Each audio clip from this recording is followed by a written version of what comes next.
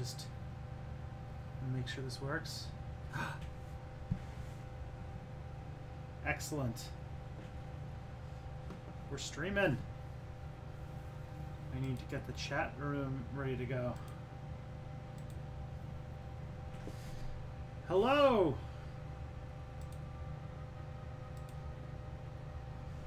What? 2 a week?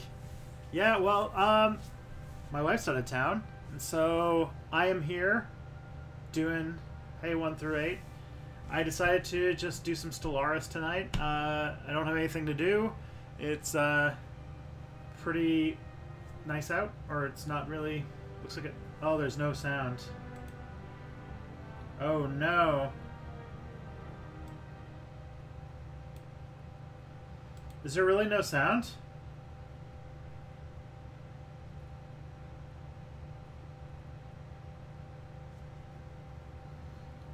Is there no sound? Okay, alright. If anything is too loud or too crazy, then we'll figure this out. But hello, everybody. This is going to be... I waved at the chat. Hi, everybody. I'm going to play Stellaris, and we're going to make Space Aztecs, because I tried to do this once before when my wife was out of town, and it didn't go super great because the new patch had, like, just come out. So, we are going to make Space Aztecs together, and then we're going to see what our alternate history Aztec Empire has in store for the universe.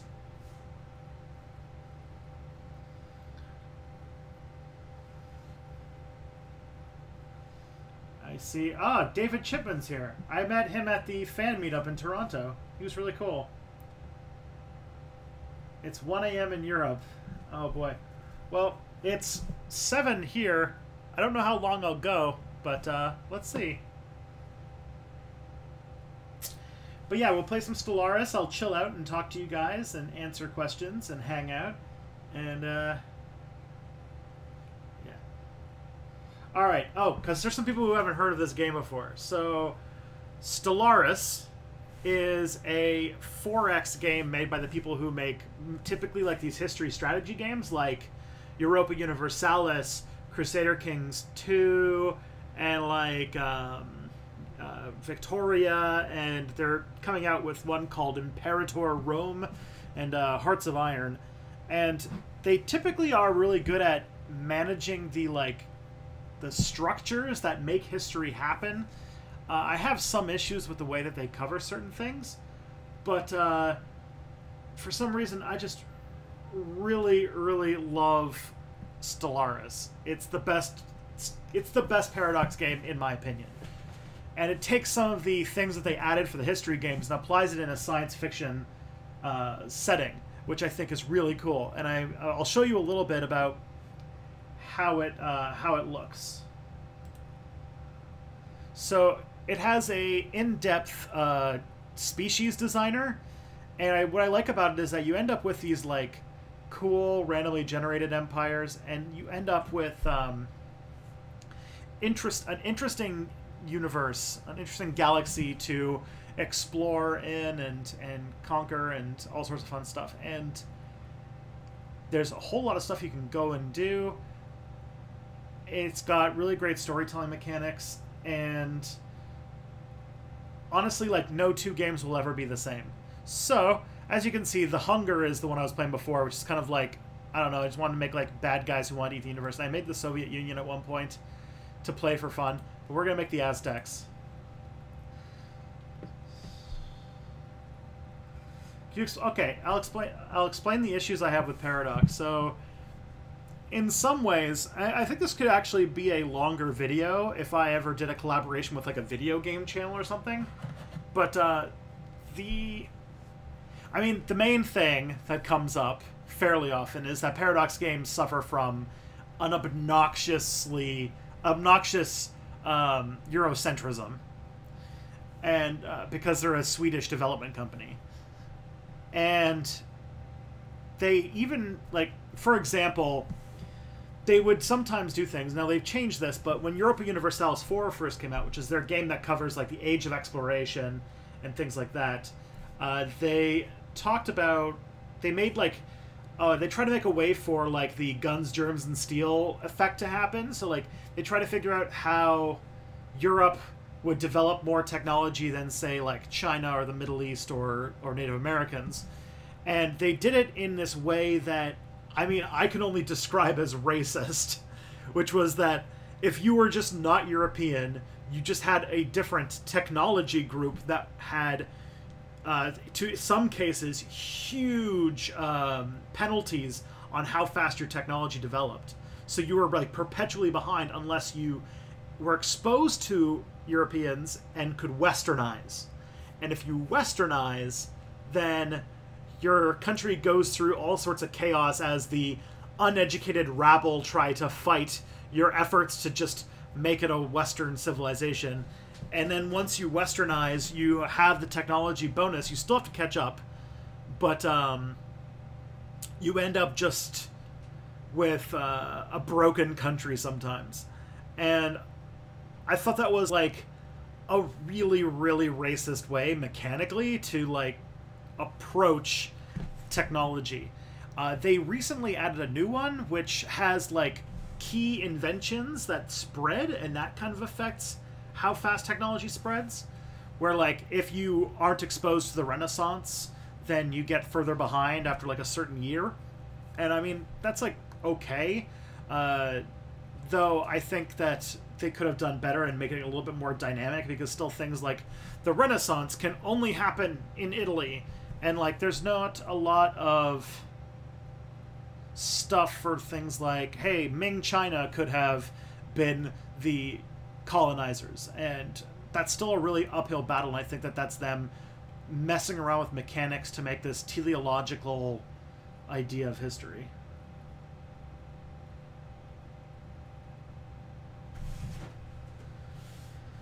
I think that they could have approached it in a different way. I think that the key inventions was a good idea. I also think that they could have had certain things. Like, I remember I was going to make like a guns, germs, and steel mod that was going to have like, it was just going to choose high development places. So instead of like choosing Italy, choosing like a high development province, and having things like gunpowder and like steam engines and things like that getting invented and then spreading organically from that province. And it could happen anywhere, higher chance in higher development regions. So you'd still get it in Europe most of the time, but I think sometimes it'd be cool for things like key inventions happening in like a random area. But that's just me. I also wish there was a way that they could have shown that like inventions like guns, for example, began in like China and then went through Central Asia to Europe, and then like the Middle East invented guns, and like black powder came from China, sorry, but like guns were like invented in the Middle East, and then they came up, and like I don't know, I think that like it doesn't cover like the colonial mindset and things like that I really wish that I really think that there was things that they could have gone over. There's ways that they could have improved it so that it kind of took the mechanics of technology history in a better way. I actually think that they're way better in Crusader Kings 2, which I think I like the Chapo Trapos people have nicknamed it Identity Europa Identity Europa, the video game, because that's like the video game that a lot of the alt-right people play. And I mean, Crusader Kings 2 is good. Being super pro-European, not so much. I mean, I like playing as like the Middle East in there, and like if you're really good at some places, I think that the Middle East is I think that like whenever I play Crusader Kings 2, I usually play as a Muslim empire, and it's pretty fun. And as far as Hearts of Iron is interesting, but I don't know, it's not really my bag. I think it's the one I like the least. And I really wish that Victoria would get a modern update, because Victoria, the Victorian age, would be so much cooler. Anyways, that's the issue that I have with like the way Paradox approaches some things. There's other ways too. There's a really good article, I think it was on Kotaku, although it could be on Polygon as well, that talked about how the 4X, the civilization building game, and the way that they approach things like technology and economics are very much centered in like a European modern mindset, and they don't factor in like important things like they don't factor in important issues like, say, the fact that there wasn't really that much of an emphasis on technology at a certain point.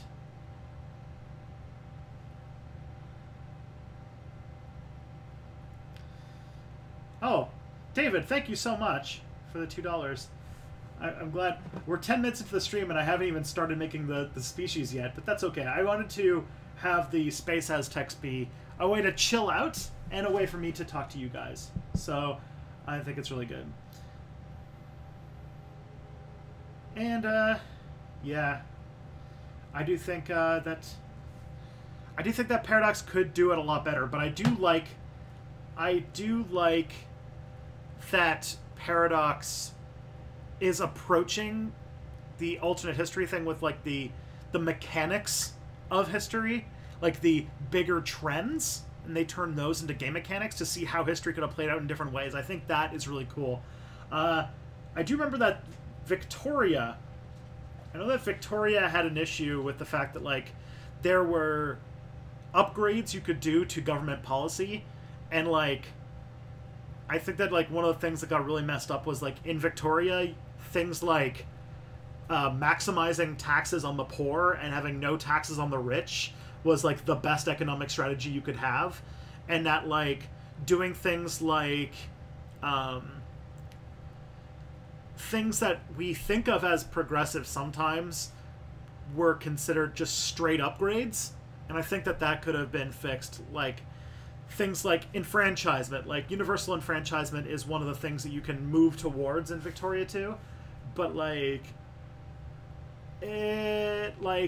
I do think that like they were all straight upgrades, and I think that there could have been a way to make that a little bit more interesting, and ways that you could have gone in different directions. Because I think that covering the 19th century, you could have gone like communist, fascist, constitutional monarchy, republic, and I would be interesting if instead of having like those categories, you like shifted your government over time depending upon what the needs of the moment were, and so you could see at the end what kind of country you came out with. I feel like that could have been really cool.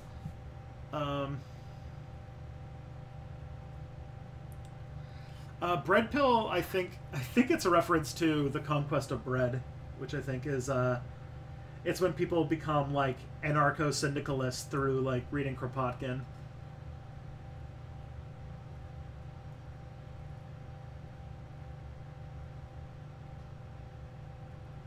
Hello, anarchy guy. What? Oh. Play the After the End mod. First controversial. So Fra Farewell wants to know what my thoughts are on Sean's comments on shoplifting. I don't even know what his comments on shoplifting were.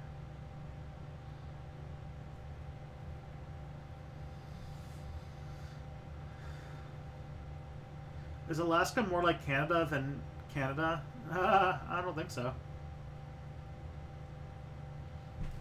Oh, MacJulian88 says that he became an anarchist from Noam Chomsky. Actually, I did too. I love some Noam Chomsky. And then Kropotkin is like deep dive. Like most people who read Kropotkin are already anarchist because you're like reading a 19th century political philosopher. With a mod you can create a socialist government. Like for what game? I don't know. Anyways, let's alright, Aztecs are going to be humans. The species name are going to be, yeah, let's just go with the human thing, because if I were to think what the Nawa word for everything would be, I don't even know what I'd end up with.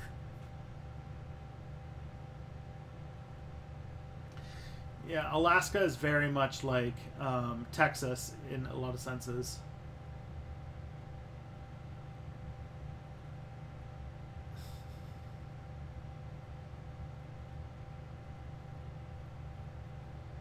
Oh, there's a socialism mod for Stellaris. Is it like, is it in the workshop? I can check it out a bit later.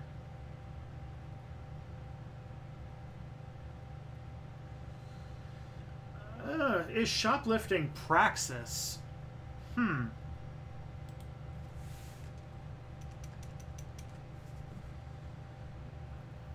That's a good question. Alaska is colder. I think you underestimate how diverse Canada is, unless you mean whiter in the sense that like of snow. But all right, I'll check out the mod later, Anarchy Guy.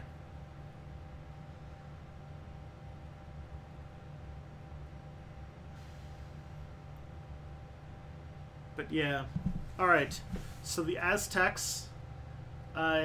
This is like the closest thing. I would have to like actually make like a Nawa name list, which is a little noodly and involves messing around with some messing around with the files in the game, which I've done before, but I don't have it here. And this looks all right.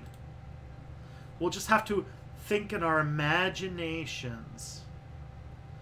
All right. So if I recall correctly, too, humans have the default in this game of being wasteful and adaptive.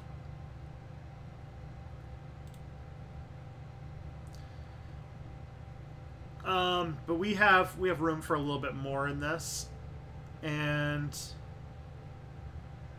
I thought there was one for like farmers, which would feel really good for a game like Stellaris.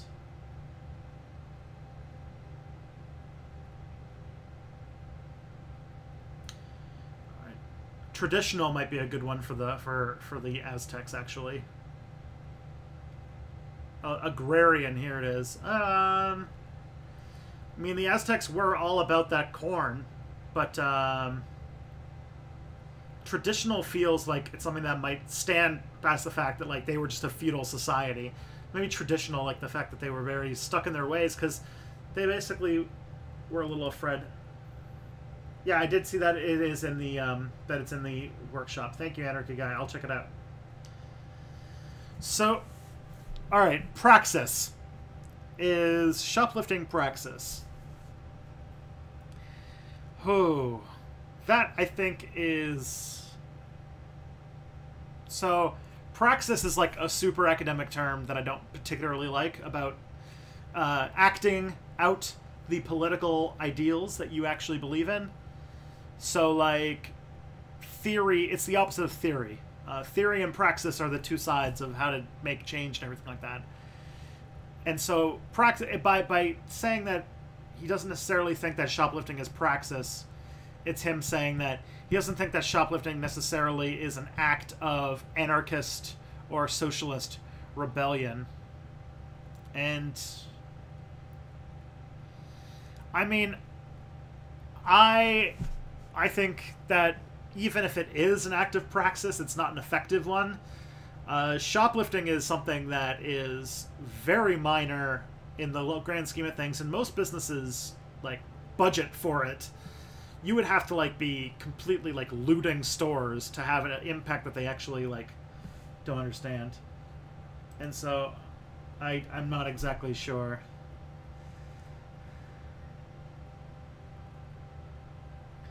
I think, yeah, it doesn't move in a direction that I think accomplishes anything.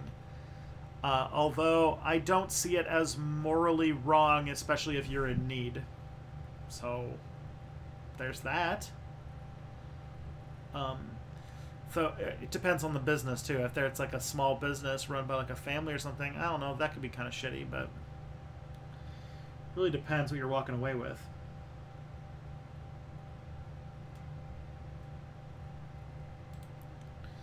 Alright, So these guys are going to be on Earth. So let's get the Sol system. And the homeworld is going to be called Atl, because that's what the Nawa word for the Earth was. I'm trying to remember. Oh, yeah. And the star name will be the Nawa name for the sun, which is Tonatia.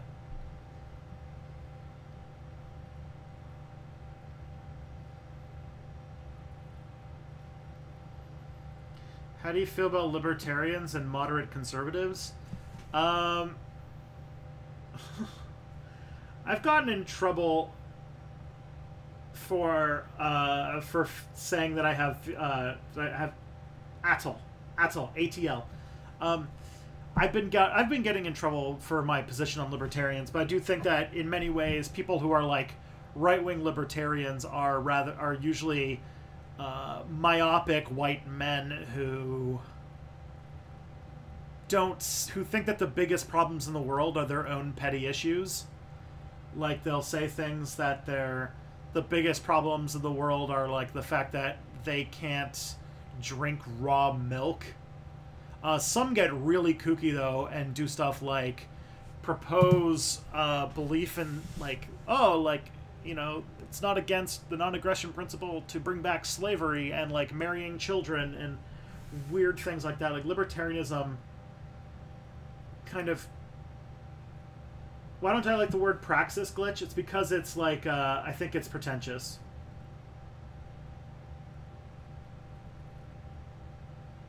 Anarchy guy, I would consider myself an anarchist, yes.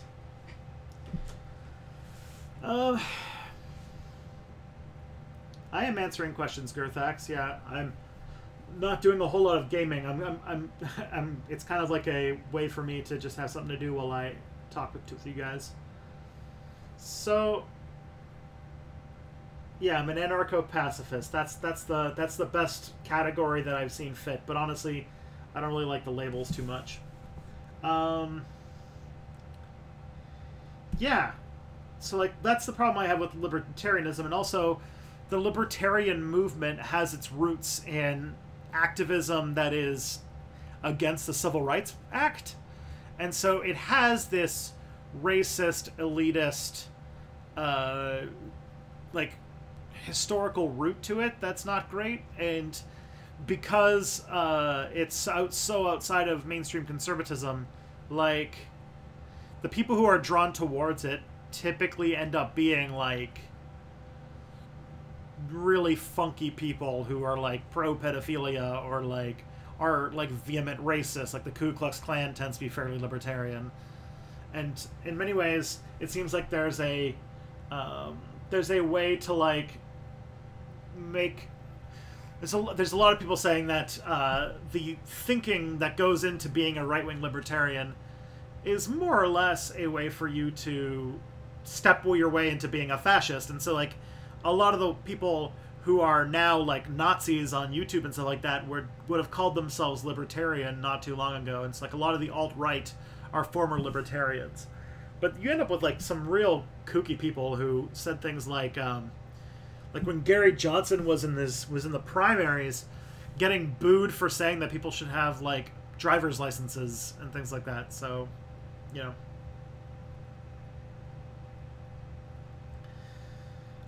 Your favorite anarchist. That is a very high praise. Thank you, Nicholas. I think that the anarchist, I think that, like, the anarcho-dash thing has really fractured our movement in a lot of important ways that I don't necessarily like. Like, we fight so much over what color we have besides black, and I think that that causes more trouble than it helps with. Like, I think if you want to be an anarchist, it, like a lot of the things in there, except for the ones that aren't actually anarchists, like mutualists and ANCAPs, for the rest of them, like, if you are to be an anarchist, like, if you are to legitimately follow the idea of questioning forms of authority, you're going to be a communist, you're going to be a syndicalist, you're going to be a feminist, you're going to be, hopefully a transhumanist, and like all of these things, like they are the outcropping of following the way we go. And honestly, like, I think that making these categories hurts our intersectionality and makes us fight over increasingly tiny, stupid things. Just don't do it when you're not an anarchist. Like, I don't really think that ANCAPs or, you know, mutualists or are really anarchists. And I think anarcho-primitivists are just naive, silly people. What form of government is a pride of lions? Oh, that's... That's an interesting... Wait a minute. Anarcho-primitivism is... I mean... Anarcho-primitivists, for those who don't know, are people who want to go back to the situation that humanity was for most of its history as, like, hunter-gatherers, like, foragers. And I think that the primitivists are extraordinarily... they're extraordinarily ableist. And I do think that you really can't be an anarchist and say that you want to commit genocide on anybody who wouldn't be able to survive in, like, the state of nature.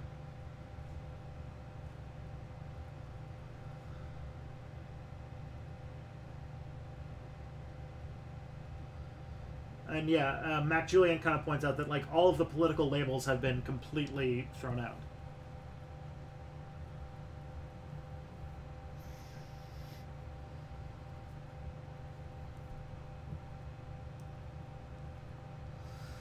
Honestly, I think that anarchists should be, like, totally into, like, biohacking and, like, and transhumanist technology. I think that it helps the cause of pushing for equality. Not, like, you know, doesn't hold it back. Alright, so what should Aztec cities look like? So there's the human cities, which are, like, this kind of looks like pyramids, so that's kind of a good start. This is the plant. Like, there's, like, leaves and stuff like that. That looks kind of cool as, like, an Aztec-y thing. Mammalian is, like, skyscrapers. Reptilian is also skyscrapers, but with more glass. This is, like, the avian, which is, like, very curvy. And molluscoid, which is, like, all spirals. Fungoid, which are, like, these mushroom-shaped things. And arthropoid. I think that humanoid ones look the most Aztec-y.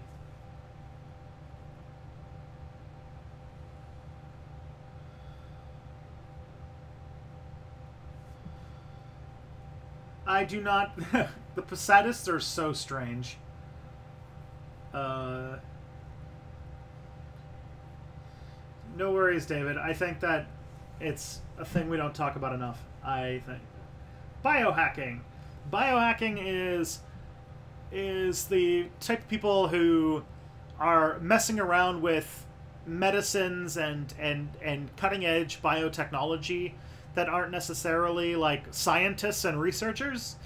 Like, there's one guy who's just, like, injecting himself with, like, it's not very safe. It's not something I would recommend that somebody do if they don't know what they're doing. But, like, people like Left Anonym, who, like, actually, like, installs, like, biochips into her own skin. Or, like, there's this guy who's, like, doing, he's injecting himself with CRISPR. So, you know, it's going where it's going.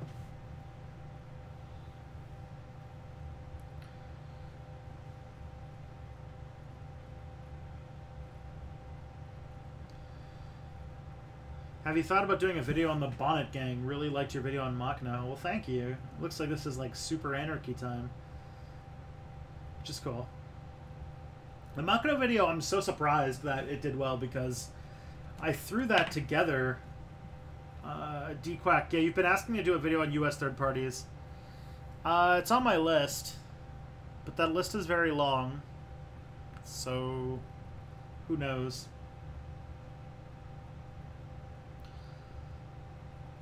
What do you think of patriotism? I think it's bad. I think that, hey Josh, the Dungeon Dweller guy, how's it going?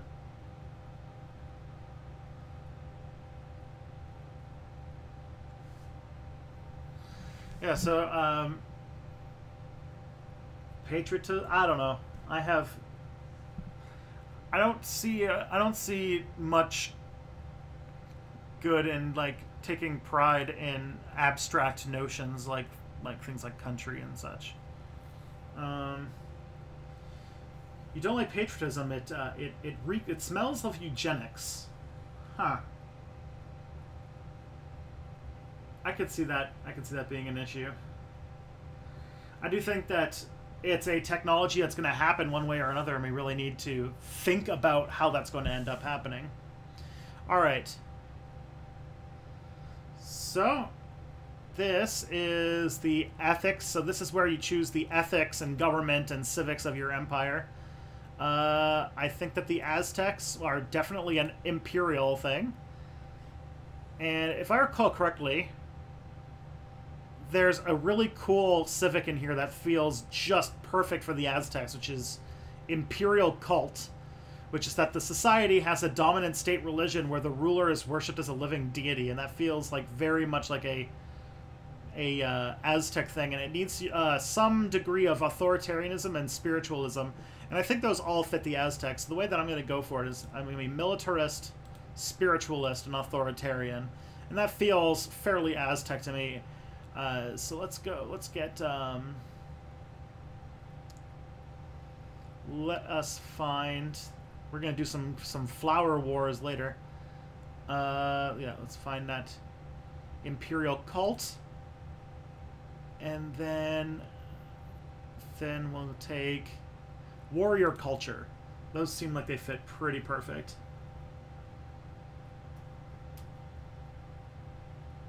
We can already feed the entire world at the moment, Girthax. We like produce like something like a quarter more food than we actually need. It's just wasted. Like we have the resources now that if we didn't live in a capitalist economy, we'd be post scarcity. We have more than enough for everybody to have what they need. So the idea here is it's going to be imperial, militarist, spiritualist, authoritarian with an imperial cult and a warrior culture. And so it's determined that it's a divine empire, which feels very Aztec. Philosopher King would be good, but you can only choose 2 civics. And Philosopher King would be really good. But imperial cult and warrior culture just feels so much better. Typically the food is wasted either by rotting before it can go to market, or just food waste, or things that are bought. Like there's a lot of things like supply management in like places like the United States where like in order to keep farming as a profitable profession, they'll like buy an entire season's worth of crops even if there's nobody who's going to eat like part of it, and so they'll pay for the stuff that gets used and the rest will just like lie in a field and rot. And that happens a lot, actually.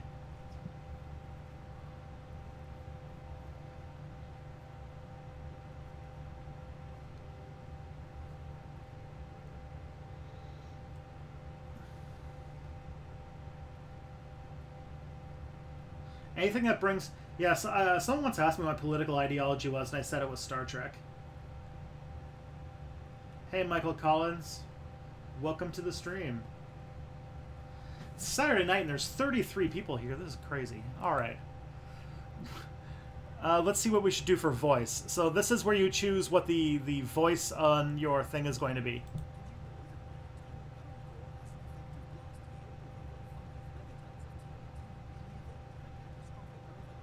Alright, so that is Robotic Kurzgesagt.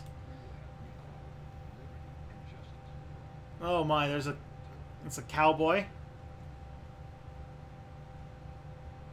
Let's see, Xenophile. Haha. Pacifist. Oh my, okay.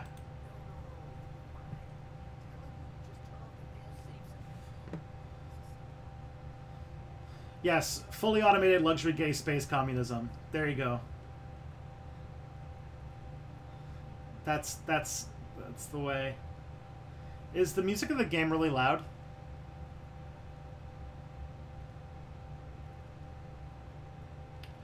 What are some examples where Canada practiced conquest? Well, the entire country was taken from the indigenous peoples of this country, so, you know.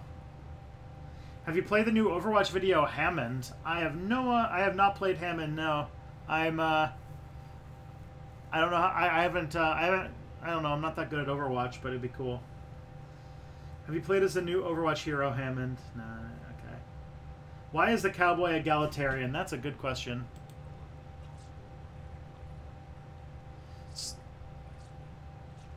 So this is, okay, so maybe I should turn the sound up a little bit.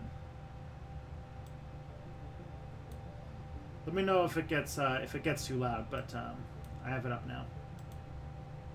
So this is the machine intelligence. System diagnostic completed. All systems nominal. Which is kind of cool. This channel is now under military control. Obey all instructions transmitted here and report any insurgent activity to the nearest occupation officer. Have a nice day. Alright, this is actually quite funny.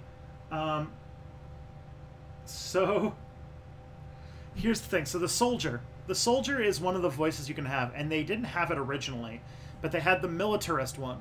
And I'll tell you why this is funny, because it shows just how Paradox's fans can sometimes be a little bit toxic. So, this game has a reputation for being, like, really, really, like, space racist and stuff. And there's, like, a non-zero amount of people who are, like, neo-Nazis who love Paradox games. And so when they made voices for all the different ethics, the militarist one is, like, let loose the dogs of war, and, like, we're going to destroy everything. Like, it was very, like, you know, militarist. But, like, the people who play as, like, militarists and were like, well, like, no, that sounds like militarism's bad, and we can't have that. We wanted, like, militarism, like, we were, like, you know, going to fight for good things. And so they made this entire new voice, the soldier, in order to be like, look, there's a good militarist voice you can use. You want cowboy? You seem overworked.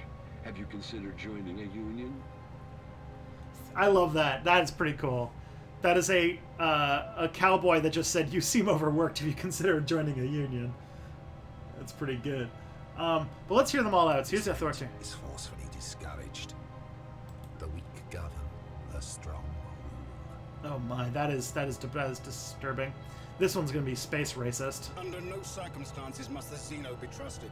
It will lie, it will cheat, and it will do anything in its power to undermine the efforts of those who in truth are its superiors. So that's xenophobic, that's the racist ones. Cry havoc and let slip the dogs of war. I love that one. So that's like the kind one. How are you, Tristan? I'm okay. It's been a lonely weekend. My wife is out of town, and I've been alone for like a week now, and I feel kind of, I don't know. Let's hear the spiritualists. Faith manages. Nah. What is a single voice compared to a magnificent chorus? Our collective is an island of warmth and harmony in a sea of discord. How cold and lonely it must be to face the darkness of space alone. So that's the hive mind. It's like the Borg. The diplomat. Let's hear this one. Hyperdrive primed. All systems ready. Now, let's see what's out there. Ah, that's very Star Trek. And the technocrat. Let's see. The blind masses must be led down the path of reason. Oh my. Okay. So I think we're getting some calls for cowboy, We will right? have equality, liberty, and justice for all. Or so I've been told. I'm just a robot. Alright, let's do it. Let's do it. Alright. And now we get to name our empire. The Aztec Empire. And call them the Aztec. Do you have Civ 5? I do have Civ 5. I have not played Civ 5 in years, though. So I think that for the Aztecs, we'll get a symbol. This is like a pyramid that's like bifurcated, so it's like two, which I like because there's the whole two gods thing. Actually, if I recall, the two gods in the Aztec mythology, they're symbolized by red and blue. So let's get a red and blue look on our character. Although black and red is very anarchist, but I think this, it's like red, blue for Tlaloc and Huitzilopochtli, so...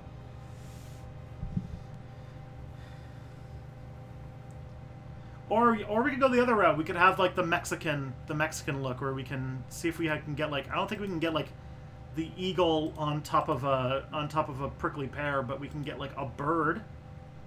Like this is a bird, and then we could make it like green, or green and red.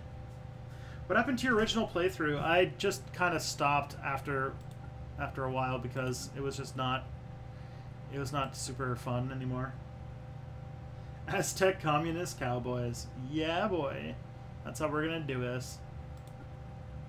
So there you go. How's that? How's that look for like an Aztec thing? Alright, and now we have to choose what our spaceships look like. So this is the humanoid ship. It's kind of like curvy and it's got kind of spacey things. It's like plantoid ship. It's got like leaves and stuff. Mammalian ship. It's kind of blocky. Reptilian ship. Avian ship. Molluscoid ship. Yeah, there's so many cool things. I think that maybe this arthropoid ship looks pretty good. I like how it's not like blocky, but it's, I don't know, it's got a good look to it.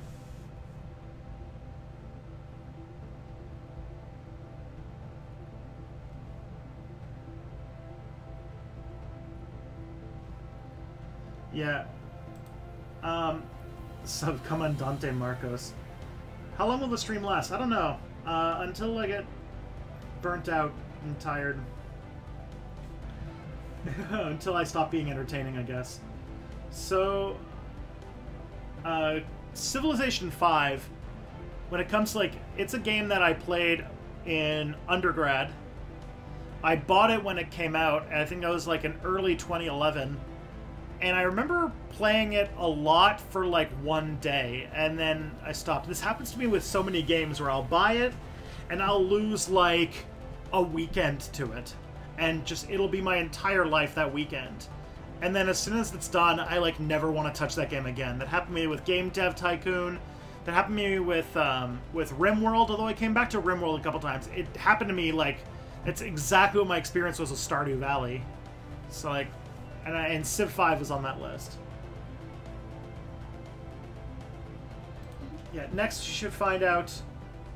So I do think that we're gonna go with a lady. Okay, so first, the name God Emperor is not as good as I think the name was Tlatoani.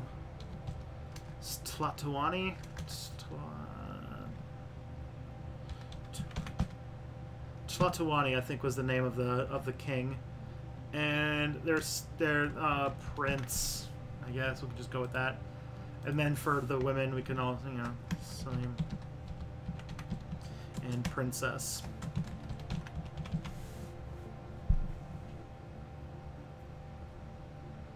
Capital ship name the Quetzalcoatl. That's pretty good.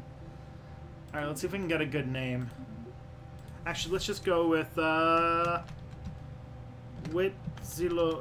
No, wait, that's not good. Moctezuma. I think that's what we gotta go with. Alright, now let's see if we can even make a character that looks vaguely like they're from Mexico.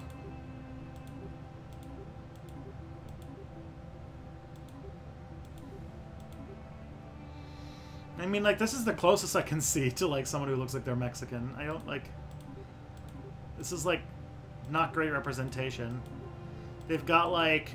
Alright, like, generic white person, generic Asian person, vaguely Middle Eastern Mediterranean, like a freaking Swedish person so that they can have their Swedish fantasy, and a black person, and that's literally all they have.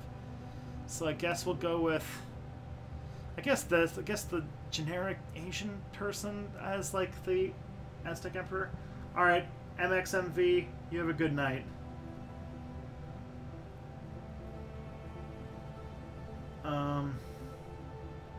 What's going on, Jacob Rodriguez? We're making Space Aztecs.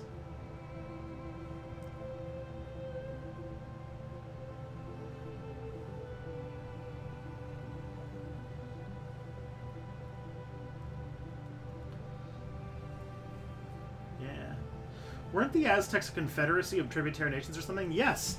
They were actually... So, like, the Aztec Triple Alliance was a agreement between 3 city-states, which were... friggin' Tenochtitlan, Haltokan, and... There's a third one. And then they had a bunch of, like, small tributary cities, and... Or Zumbongo, I think, was, like, the other one. Either way, I'm probably wrong. And they acted as tributaries towards these 3, but very quickly, the Mexica people who lived in Tenochtitlan became the, like, most powerful of the Triple Alliance, and they were the de facto rulers.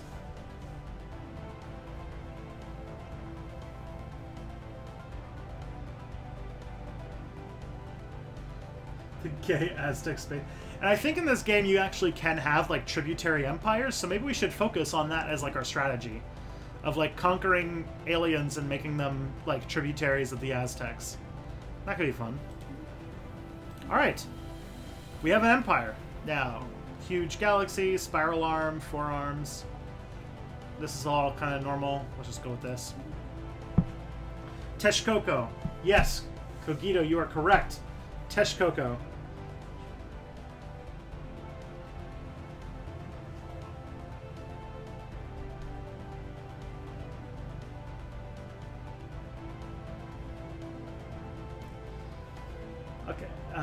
What to look at? So, like, Aztec, Mayan, Olmec, Toltec.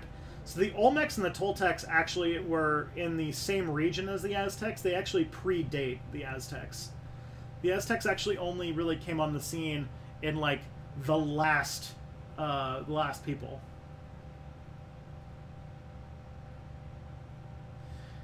Yeah, they think that the ancestors of the Aztecs were the Nahua people, as they're called today. Came from, have, like, genetic relationship with people like the Hopi and the Navajo and the Anasazi. Alright. In the eons, since the first primitive human communities took shape in the meadows and forests of Atal, our civilization has spread and prospered. Many false prophets took it upon themselves to offer spiritual guidance to our people as we advance through the ages. That's the Christians. But the true faith prevailed, because this is the alternate history in which the Aztecs conquered the earth. The last heathen strongholds were vanquished after several bloody crusades, uniting us under the holy will of a single divine leader. Now, after the discovery of the hyperlane network, the finest minds of the Aztec Empire have finished developing the hyperdrives. The stars themselves are finally within our grasp. Ooh. You ever watch The Emperor's Text-to-Speech? No, I haven't. I don't know what you're referring to, actually. There's a feudal civic that makes you focus on tributaries. Yeah, I know. But the warrior culture in this, I don't know. It felt like it made sense. Alright, so here is our world. Yay, look at it. And it's got this little grid. This is they're getting rid of this in the new patch, so which I'm really looking forward to because I think it's dumb the way it works now. So this is our galaxy.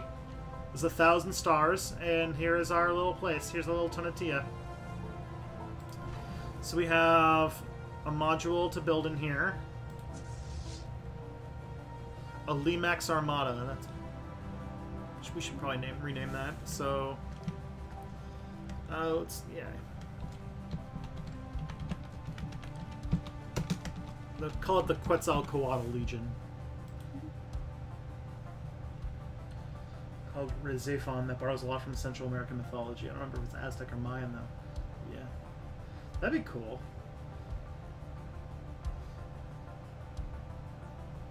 So, first things first. So the first things you gotta do is, here is our solar system, as you can see. There's Mercury, there's Mars. It starts with you discovering, but you actually can't send your spaceships out to go conquer or build things until you send science vessels to go and scout them. So we're going to go and send my science ship on a routine science mission. And you're supposed to usually get... You're supposed to... it's best practice anyway, to make a second science vessel. And then you go to the leaders section to see if you can make a scientist for 100. We can't. So we're gonna wait until we get 200 energy in order to recruit that guy. And it's a Warhammer parody. It's like if the God Emperor was the voice of reason in the Warhammer universe. That'd be funny. Alright. I think it's the whole trick in the Warhammer universe that the Emperor is dead. Or he's, like, comatose. Like, he's just being... Like, he just makes faster-than-light travel work for the humans, and so they just keep his body alive through, like, this huge Byzantine machine. But basically it's, like, the high priests and stuff that are running civilization into the ground. Alright. So first we choose our sciences. So there's 3 types of science. There's physics, society, and engineering. And you always have one thing on the go at any time. It gives you 3 to choose from. So it's not like a tree, it's like a deck of cards. It's actually, I think it's pretty clever. I like it more than tech trees, because it means that you never know 100% on what you're going to end up with.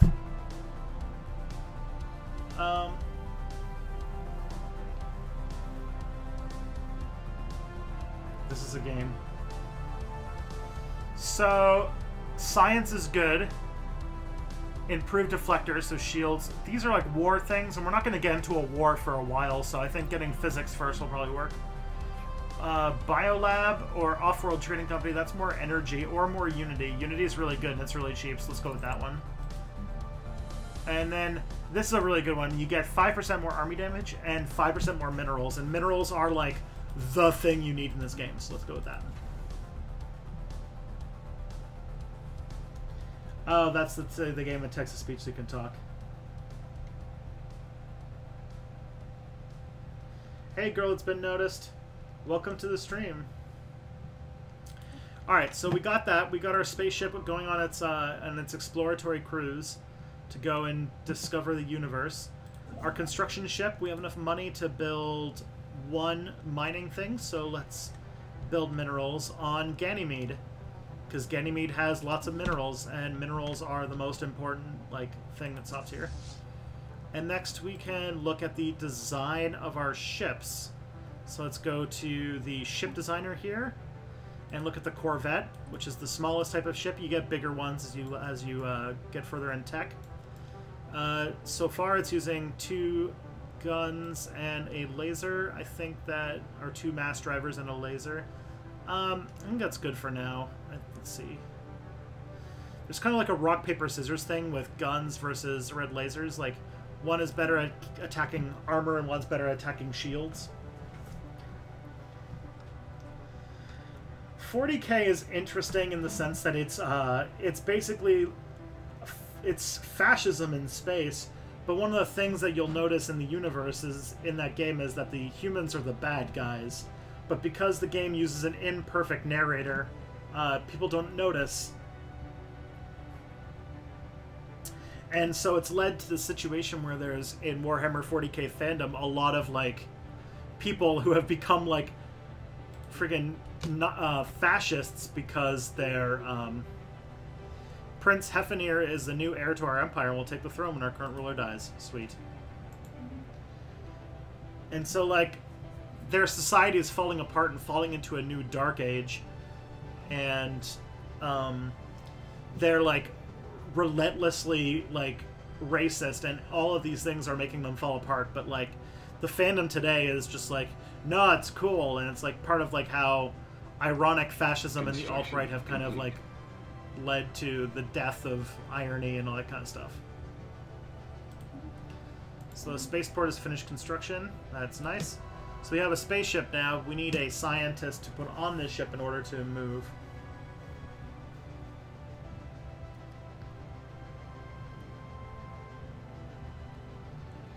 Yeah, 40K kind of shows the toxic nature of endless warfare.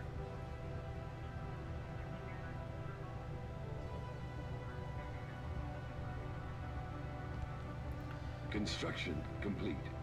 Alright, so we now have Usal the Builder has built a ship. So next thing I'm going to have them build is energy over here whenever we get the minerals for that. We require more minerals. The Emperor is immortal and existed on Earth throughout our entire history, and then the time is ready to seize control. He was basically totally against religion, actually an amazing leader, but since he died, the government uses his legacy to control humanity. That's kind of cool. So right now, our science ship is at Barnard's Star, and it's doing a scientific scan. And once they've scanned a system, you can actually expand there with the construction ship. But we're going to need way more minerals for that.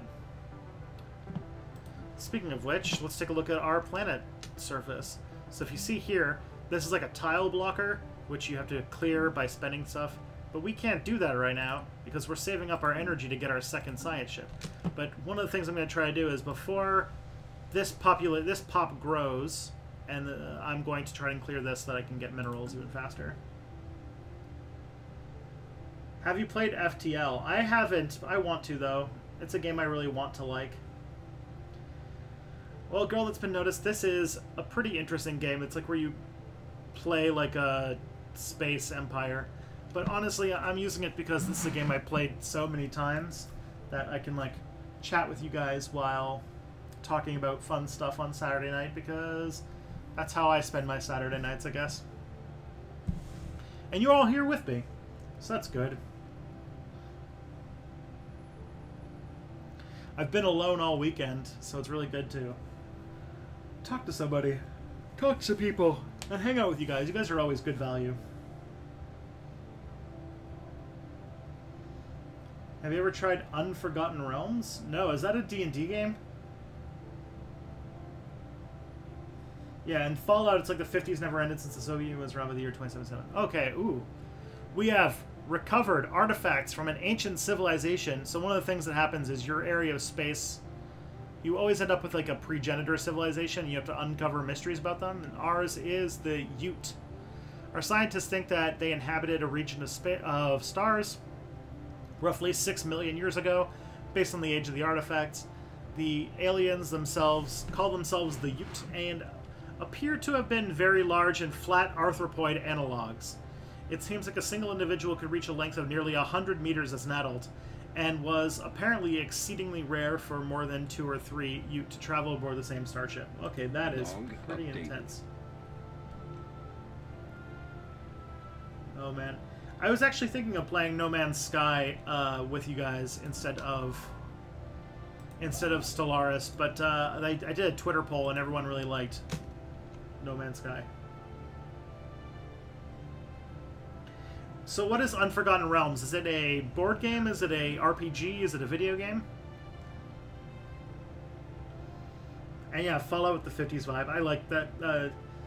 Fallout does show the sort of suicidalness of 1950s, the kind of glorious past, that time that America was great, is actually like, was like this, this society on the path to oblivion. The Aztec Empire was abuzz with news of alien remnants studied by the Goom the Merciful. These leavings are considered definitive proof of intelligent, purposeful alien activity at some point in the past. We may be alone now, but at least not the first to be so.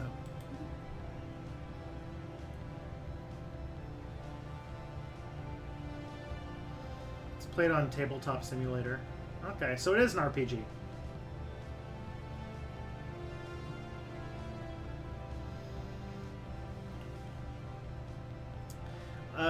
Yeah. So No Man's Sky. No Man's Sky is an interesting game. I think it's one of those games that, if you think about it in retrospect, it was impossible for it to live up to the hype that people had for it. Like, the hype was insane to get for No Man's Sky.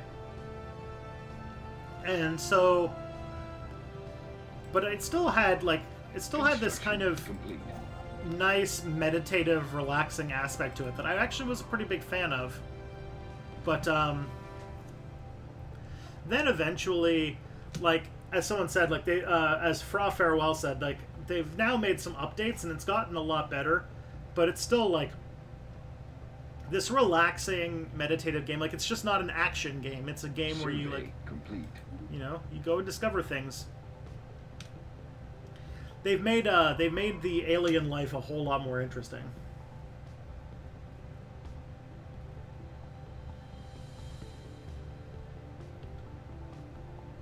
But now you can build bases and stuff. Alright, now we have 200 energy, so we can get that leader.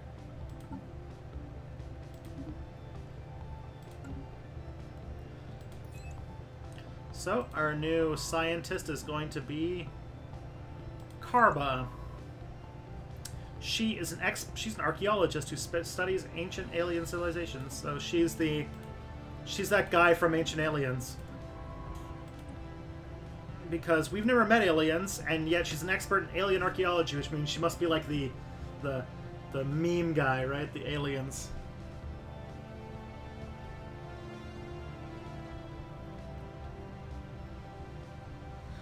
The ones that had a civil war while the Spaniards were invading, that was the Aztecs. The conquistadores managed to leverage the tributary nature of the Aztec Empire in order to basically make the entire civilization fall apart. Yeah, Dan Olsen's video on No Man's Sky, also H Bomber Guy's video on No Man's Sky. Like, it's a game that's good. You just have to approach it on its own terms, and instead of like thinking of it as a game that failed to live up to expectations, kind of just take it up to what it is. All right, so this is like an anomaly. This is like Star Trek. Like, we found a reading on a uncharted planet. But if you look here, it's actually really hard, and it would be a waste of time to look at it now. So we'll wait until our scientist is more advanced. Oh, the Incas had that too, yeah.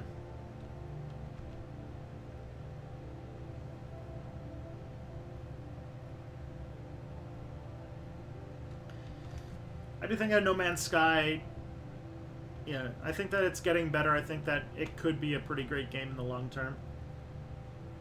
Is this an RTS or a 4X strategy? It's a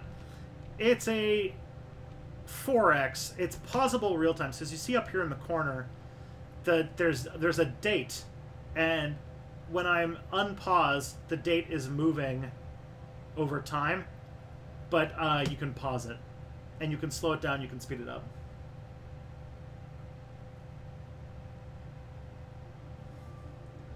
So, what is Unforgotten Realms like? What makes it different from, like, other RPGs? We know now without a doubt that a living biosphere is not something that's unique to Atoll. Both the scientific community and the public at large are eager to learn more about the various forms of alien life found throughout the galaxy. Efforts to catalog life forms we encounter are already underway, but our xenobiologists have urged us to focus our planetary survey efforts on habitable, life-bearing worlds. A commendable initiative. So this is like a project to go and find habitable worlds. Yeah, I do think that No Man's Sky's big mistake was that the marketing hype for it was not up to what what it ended up being. They promised too much. Alright, so I think now we'll be able to expand. So let's go to Barnard Star and build an outpost. So the construction ship is going to Barnard Star, and it's going to build a extra ship. And soon we're going to end up with pirates, so I'm going to have to get some, to build some more ships soon. I think I think that the thing to call it is a grand strategy game.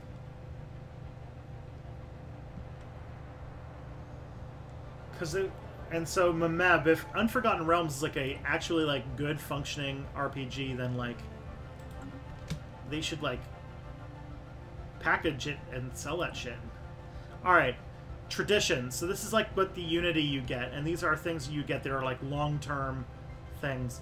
Now in a long enough game you're probably going to get all of these, but I think to get started we're probably going to want to take expansion, which is good for colonizing, or prosperity, which helps with like your economy. And I really like taking prosperity. It makes everything cheaper, and it's a good way to get started. And we haven't found a habitable world yet, so it'd be good to start with just this. Do you think there are aliens out there just waiting for you? Do you think that we're being observed by them? To be honest, with all the stuff that I've read about Fermi's paradox, I would not be surprised if we wind up being the only intelligent civilization in our galaxy. There's actually a lot of factors that lead to us having things just the way they are. And in the universe, definitely not, but in the galaxy, possibly. Anomaly detected.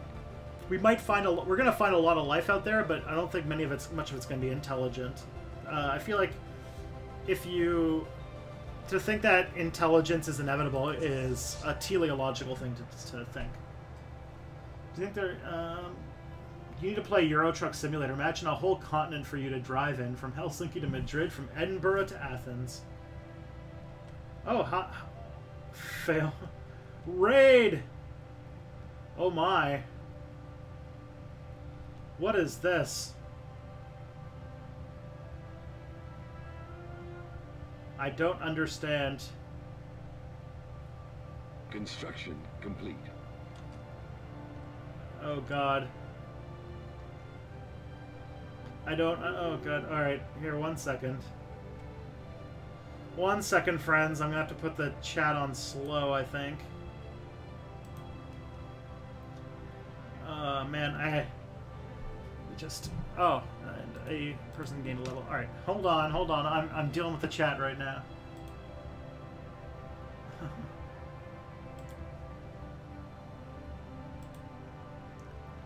Slow mode.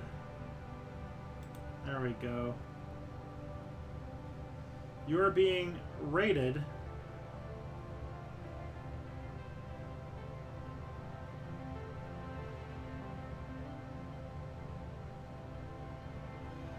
I don't know who Failboat is, but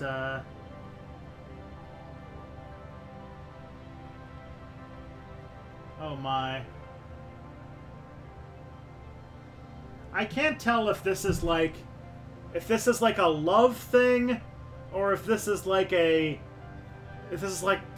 streaming version of a DDoS attack, because it kind of feels like both. I'm so confused. There's 143 people in here. Oh, jeez.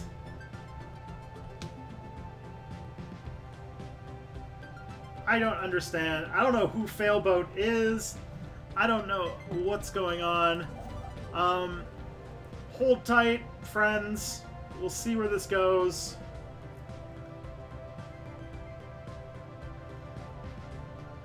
And why is Failboat sending someone to me? Is it because of Stellaris, or... I should be worried.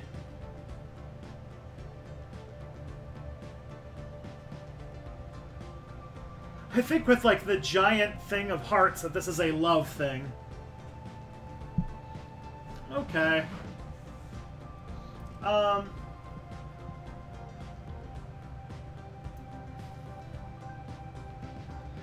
Well, that's cool. Thank you, Failboat, I suppose. This is interesting. So, yeah. Failboat is a YouTuber with 250,000 subscribers. Oh, jeez. Anomaly detected. He chose a random stream. Okay.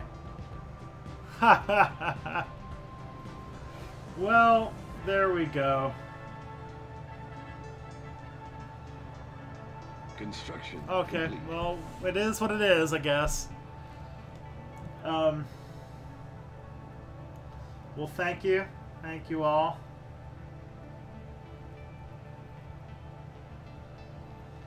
This is like advertising or something. It's funny because I bet if he knew what this channel was, Failboat would be not as keen to support, but either way. That's cool. Well, anyways, Failboat, thanks for all the hearts. Oh, man. Anomaly detected. This is a fascinating thing to happen to me.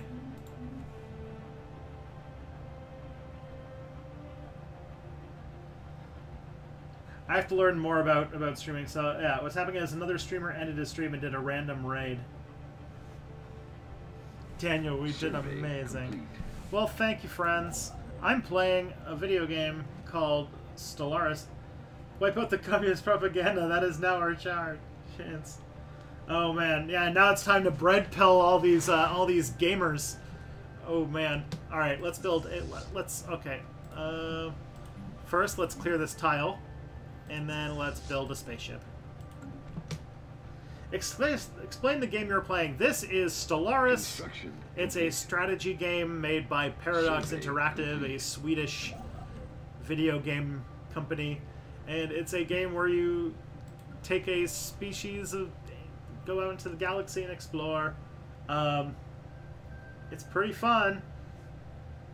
It's a very nerdy game, and it's very much about like economics and stuff. So I can understand if you find it boring.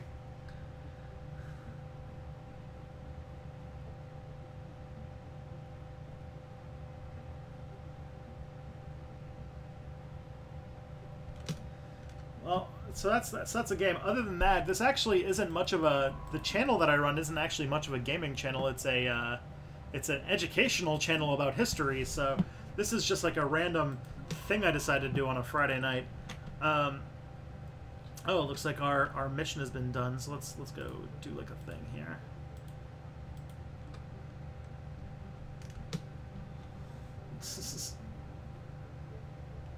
Have you tried Total War? Yeah, I played some of the older Total Wars, actually.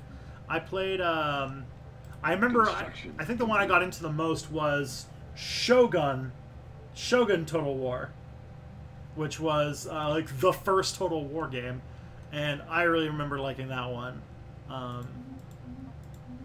But the thing was, this is why I like Paradox games so much, is that, like, I liked the Total War games, but my favorite I would always just like click past the battles, because I thought that the RTS angle wasn't actually all that interesting, and so I just kind of like snuck past. Well, Fellboat, thank you so much for whatever this was. I did not know if it was a good or a bad thing, but I appreciate it. I appreciate all the hearts. You'd like to be my friend on Steam. Well, maybe we can work that out sometime. After the stream, get in touch with me like on Twitter or something, and we can make it work.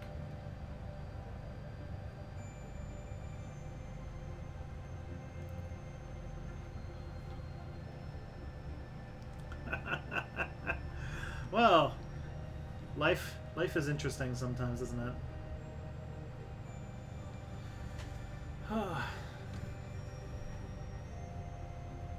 So yeah.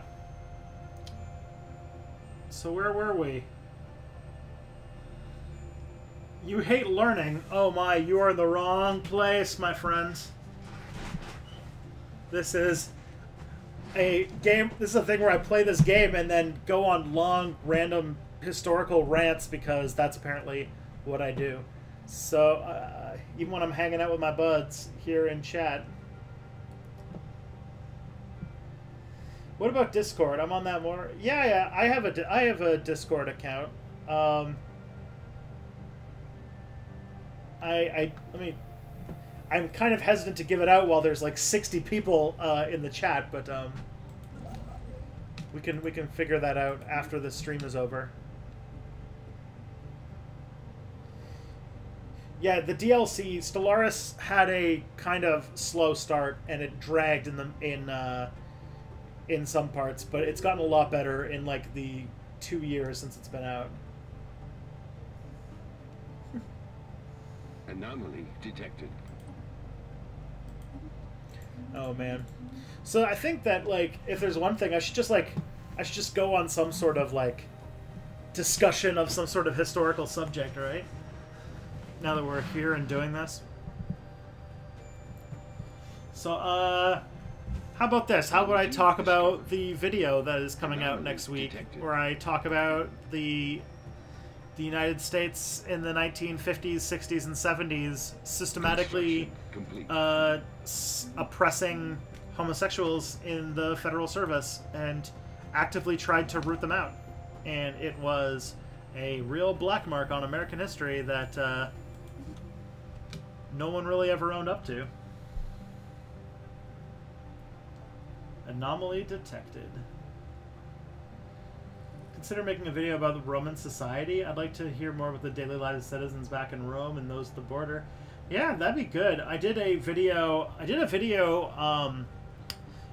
And don't like feel bad if you didn't see it, because not many people did. Where I talked about garum, the like fish paste that like Romans used to eat, and yeah, that was kind of like a little bit about like food culture and material culture of about the things. Oh, the 1969 Stonewall riot. Well, wasn't that a fun event? That was the kickstarting of the gay rights movement in the United States. There was a raid on a bar in Greenwich Village called the Stonewall Inn, and the police attacked it, and then they did a nasty, and it caused a riot for several days, and the public response to that led to basically the modern day gay rights movement. All right, we got a little thing here. The measured pounding observed from orbit is the motion of immense and ancient geothermal extractors breathing their last built and then abandoned at some point in the distant past. The vast batteries of disintegrating machinery have been pumping up superheated fluids from the planet's core ever since. Their storage capacitors are all broken and leaking, but some energy can be siphoned from them. Please collect 300 energy points. Have you played Hearts of Iron 4? Yes. I have played Hearts of Iron 4. What's it called? I did a podcast with Cody from the Alternate History Hub, and we played he plays Hearts of Iron 4 all the time. And I played with him all sorts of times. Can we talk about the wall at China? Sure. It was a wall that was designed to keep out raiders coming from Central Asia. And it did not work super great. And because Central Asian nomads realized they could just go around the wall. Survey complete. But it's quite a fascinating thing. Tile clear. Do I have an academic title like doctor? I dropped out of a PhD program, but I was in a PhD program, but I do have a master's degree. I have 2 of them, actually. A discarded cargo pod was left by someone in the upper atmosphere of Alpha Centauri 5 long ago. It has somehow escaped the notice of other spacefarers, and its decaying orbit means that it would have been lost in the gas giant's crushing atmosphere within the next few years. When the crew of the Taralia the Graceful unsealed the pod, they found a stash of alien jewelry made out of precious metals. Technology discovered. And yes, Adversary American, the Stonewall riots led to the first gay pride parade.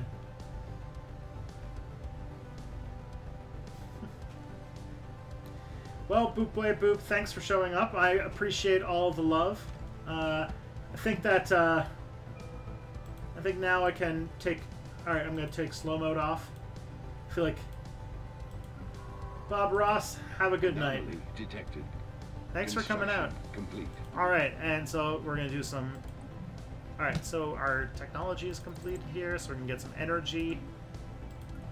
We're going to upgrade our science building to be a physics lab.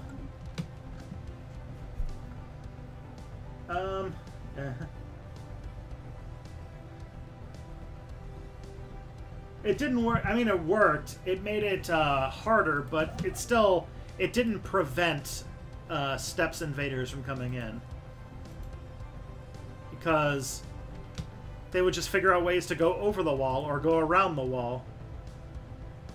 And it isn't even complete. It doesn't even finish the whole border, so... Yeah, you'd be surprised by how popular the idea of a wall can be, but not actually work. Funny, that. How many new subscribers do you think Failboat gave me? I would imagine, I am guessing 0, but we shall see. Let me take a look. Oh my! Apparently about 40, so that's fun.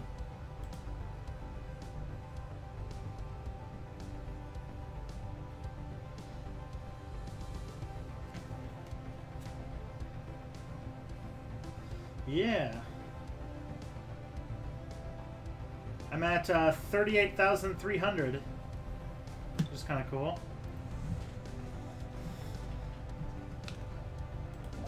I mean, the Mongols were not that much like Mexicans trying to cross into the United States anyway.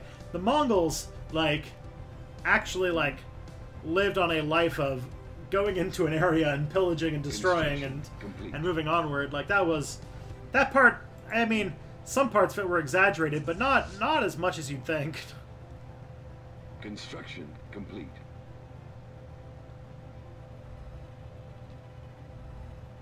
Yeah.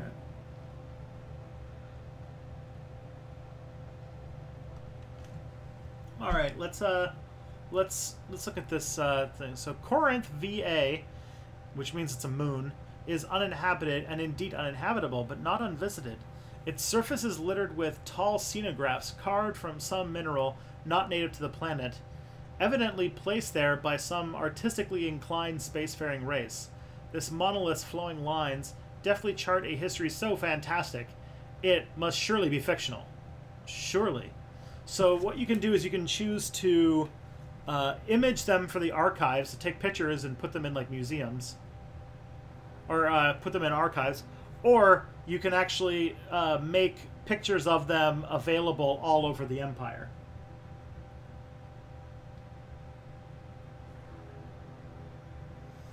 $40 subscribers after a raid, not bad. Well, thank you very much, Beasativity. So should we widely distribute this alien art, or should we just keep it for our own archives? What do you guys think?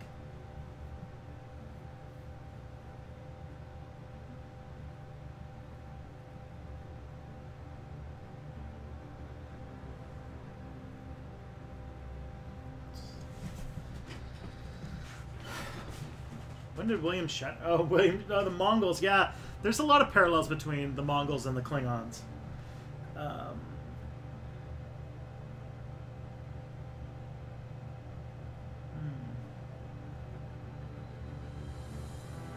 All right, so Jacob, you want to know how I got into history?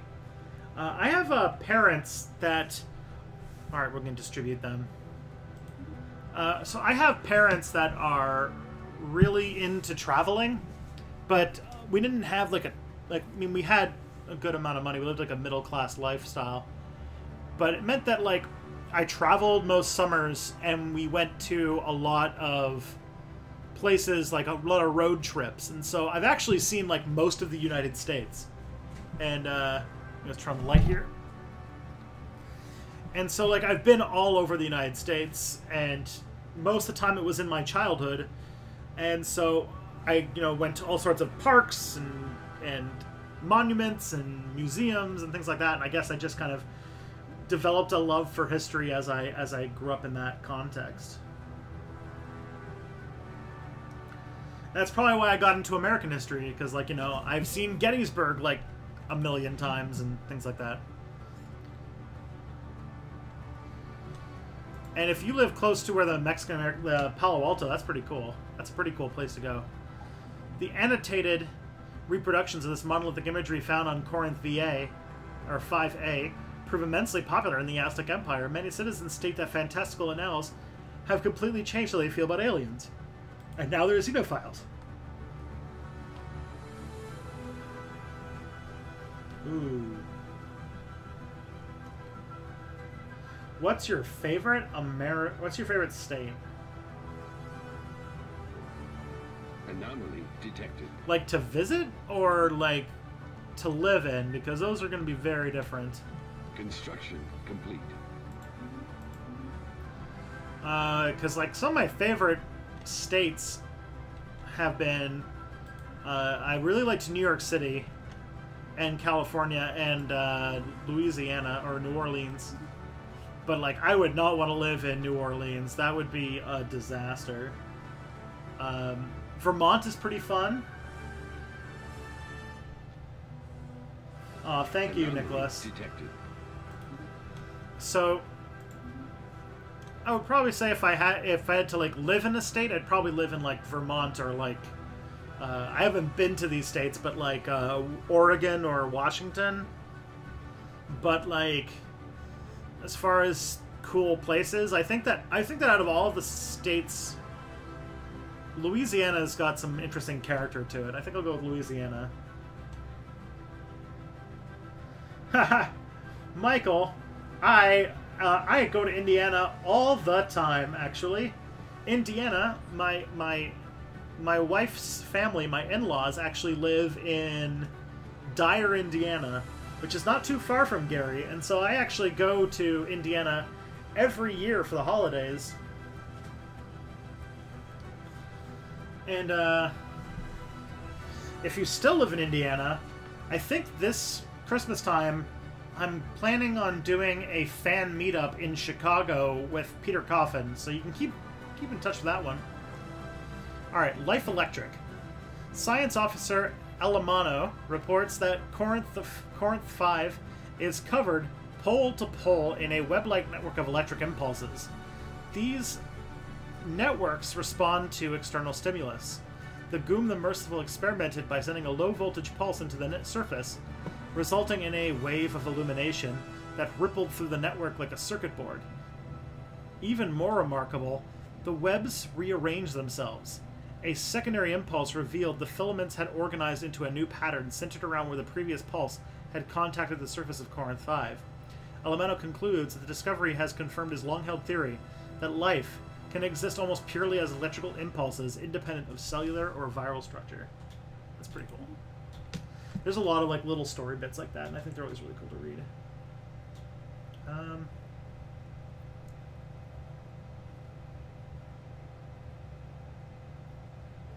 Gary is the perfect example of a Rust Belt city. That is very true.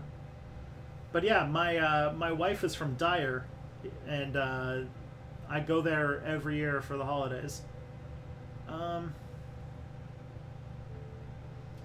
Missouri is pretty fun. I've been to St. Louis and I've been to Kansas City for different things. Kansas City was pretty fun. There's some good food there. Oh, Adversary, Vermont, home of the Green Mountains. I have a Vermont story if you want to hear it. I mean, I guess I'm doing this stream, so I probably should just tell some stories. How are you enjoying Stellaris? Well, James, I love Stellaris. I've been playing it a lot for the last few years. Well, Jacob, there's so many cool places in Texas you can go to. But yeah, Stellaris is a super, super fun game. It's the game I play whenever I like don't know what I want to do. Because it's a good game that you can play, you can just zone out, you don't have to pay too much attention, you can pause and play slow if you don't really want to play all that much. So, and that's what I'm doing now, I'm playing on the slow speeds that I can talk to you guys. But yeah, there's a whole lot of cool stuff to see in Texas. Even in that area of Texas. Just check it out, and if you can, like, if you're really interested, you could try volunteering at those places, because you learn a whole lot by doing that. Alright. Sonified Science. Let's hear what this one is. Alright, I'll tell the Vermont story after we read this. So, the Tarala, the Graceful Crew, has succeeded in isolating a signal embedded within the unusual pattern of interference in the Alpha Centauri system. The signal is a song, a complex sonification of an advanced mathematical equation, to be precise, and one that Science Officer Karba can't seem to get out of their head. Who or what might have composed this song remains unknown, though its complexity infers an incredible level of technological sophistication regardless of subspace harmonics. The signal's geodesics suggest a point of origin from outside of the galaxy. That's super cool. Alright. The Vermont story. So, I did my undergraduate degree, my bachelor's in history, I did at a university called Bishop's, which is a tiny, like, liberal arts college in Quebec, about 20 minutes from the border with Vermont. And so I ended up with a whole bunch of really interesting people that were from the United States, and so there's a lot of Vermont people in my school. And I had this roommate who was like 18 years old, and he was from Vermont, and he was from Burlington, Vermont, and when he came to his first year, he just went nuts. It was because, keep in mind, the drinking age in Quebec is 18, so he drank like crazy, and he ended up dropping out after his first year. But the funny thing about him is that he had gone to a spaghetti dinner with Bernie Sanders, because I was a really big fan of Bernie Sanders even back then. This is like 2011, 2012. And Bernie Sanders, when he was mayor of Burlington, used to have these big public spaghetti dinners, and he had gone to them. And the other thing he had done is he had dog sat for Howard Dean. So, like, Vermont is a very small state. But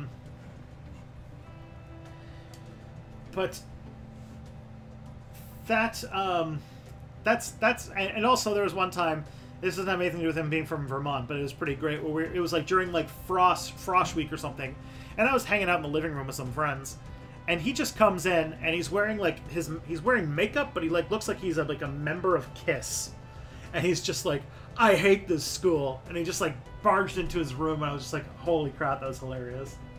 Oh yeah, Adam, this is Stellaris. The other story, I guess I can make the time go a little bit while I'm talking here. Construction complete. So the other story that I have from Vermont is that I had a lot of friends in undergrad who were exchange students from various places in Europe. And so, like, we went on a road trip just kind of through the backwoods in Quebec with, like, this car, my friend's car, and we ended up driving around. We were just fucking off. It was like the middle of the night or whatever. And so probably around like 2 or 3 in the morning, we finally got out of the woods, and we realized very quickly that we're in Vermont. And so somehow we crossed the border and didn't cross any sort of border check or anything. And so we were like, oh shit, how are we gonna get home? Discovered. Ooh, technology.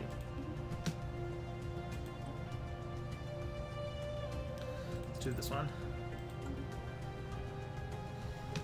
And so we didn't know how to get back into Canada going through the woods. And so we decided to go through the border. But we were in a situation where we're like this car full of students at like 2 or 3 in the morning, and we had like a French student, a Spanish student, and 2 Canadians who did not go into the country. Who did not go into the country through a border crossing, and we're trying to get back into Canada.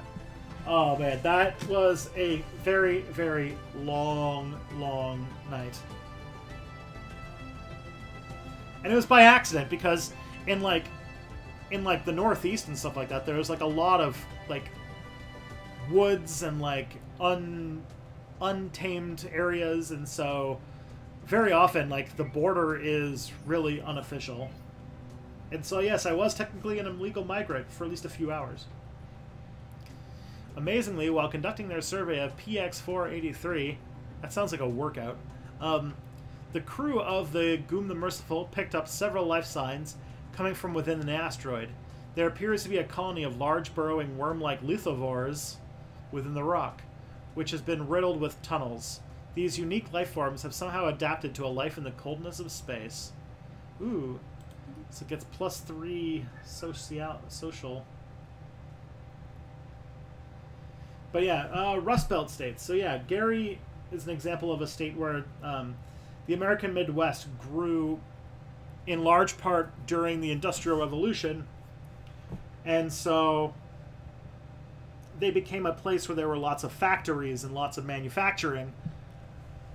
And very soon after that happened, very soon after that started, the factories all just dried up and died. because they found it was cheaper to use, you know, borderline slave wages in like places like Southeast Asia. And so eventually the factories stopped getting built and the Midwest sort of collapsed. Construction. Yeah, the Aztecs have discovered space worms. That was our first discovery.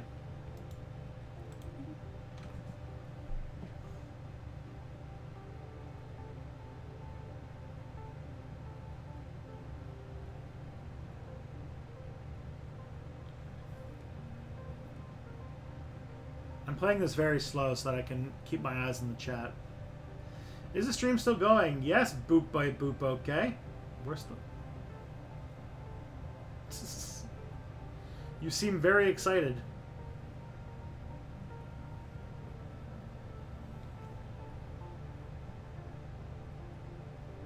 I played the game on the slowest speed so that I can talk to you guys more.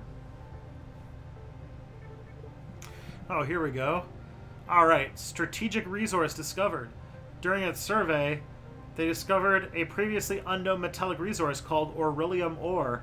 This ore is a very unstable element that can be used to efficiently randomize high-frequency shield modulations, improving potential defensive capabilities. While we do not yet possess the means to extract this resource, we should seriously consider establishing control over the system for future exploitation. So that means that this system here has this ore that once you take over it, you get better shields. Is there any fail fleet still here? Is this game, Redhead Stepchild, this game is kind of like Civilization. It's not exactly like Civilization. It's like Civilization and the Paradox Grand Strategy games had a baby. But I think that Civilization, it's not a unfair thing. Like I think it's really different, but it's not. So it's not exactly like Civilization, but the same idea. You're a raider? Does that mean you live in Oakland? Haha, that's all my sports jokes for the semester. Sorry.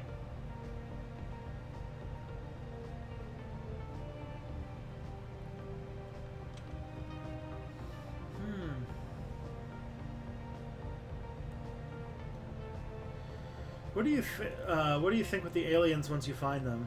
I've never played the game. Okay. My family is also gone for the weekend. First weekend without baby in the house. The first time in over 2 years. Sleeping in and vegging out. Good job, Glitch. Yeah, most of the fail fleet is gone. They found me too boring, because I am. Okay, so aliens, once you find, like, intelligent aliens, like another empire, you open diplomatic relations with them after you translate their language, and then once you do that, you, can have diplomacy with them, and you can, like, declare war, or trade, or a whole sorts of things. It really depends, and they're like all those things we did for designing our Aztec Empire, they have too. So once we run into them, you'll start to see that, like, they have their own government and their own ethics and things like that, and that is fairly normal.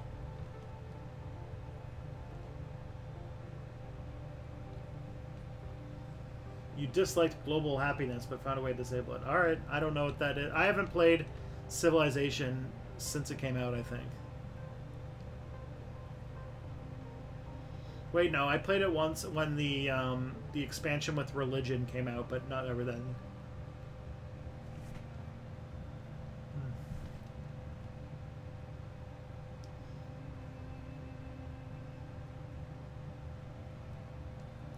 Well, thank you, Boop Boy Boop. I hope you like the content. I hope you find it very interesting. It might not be the fare that you're used to, but who knows? You might surprise yourself.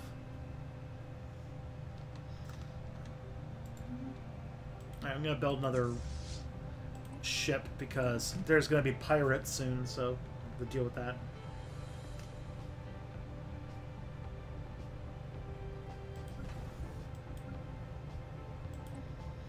So we're going to expand up to Alpha Centauri, where we have a planet that has continental... Ooh, there's another good one here, so we can go down in that direction as well. Yeah, Jibba Man, there's actually a pretty good description about how Civilization in a lot of these games approach technology in a way that has this sort of view of history that's not like 100% like accurate. And it was a really good article, but I honestly can't remember what it is at this point. And I've never played Civ 6. I didn't play the space one either. I don't remember what that was even called. Construction complete. But I heard it wasn't very good.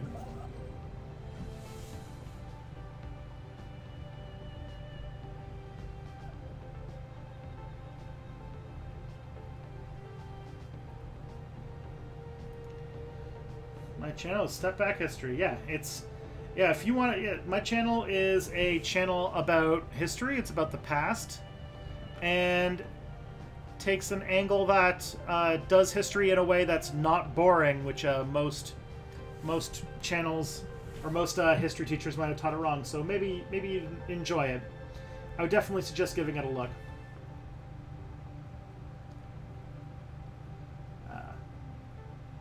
Beyond Earth, that was the... yeah. Alright, so a more detailed scan of one of many natural satellites orbiting the gas giant Corinth 2 has revealed a deposit of precious metals and minerals that was overlooked in the initial survey. Although the moon is very small, it has a stable orbit around its primary and appears tectonically stable. Ooh.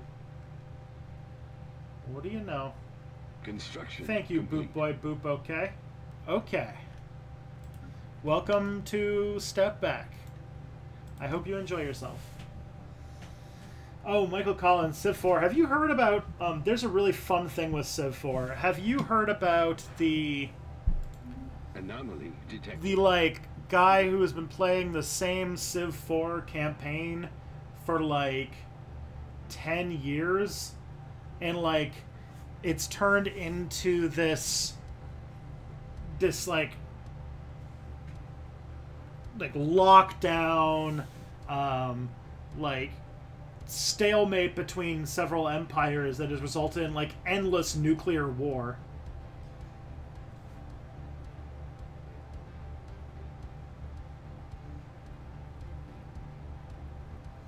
Are you going to collaborate with Religion for breakfast? Well, Glitch42, while we haven't collaborated in, like, a formal sense, like, Andrew, Mark Henry, and I are, like, friends. Like, we're pretty good friends.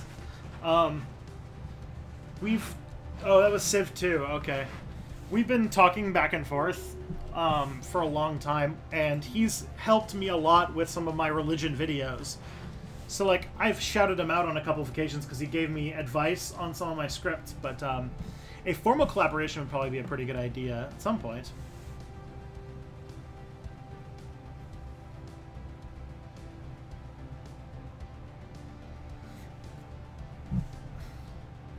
That Civ 2 thing actually reminds me of the other one, too, that was really cool, where somebody had, like, built, like, the perfect the perfect, like, Sim City civilization. Like, he built, like, a Sim City that was, like, perfect. And it was this horrible dystopia. See you later, Boop Boy. Boop. Okay.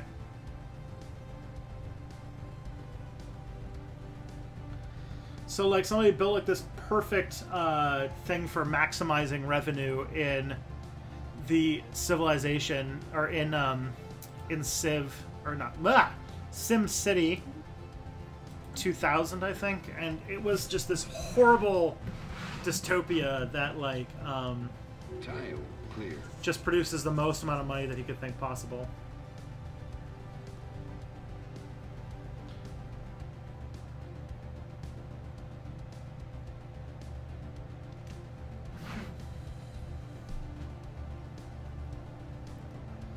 That's true. CK2 has a lot of, like, joke stuff.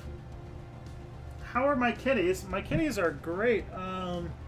One of them is actually just over there.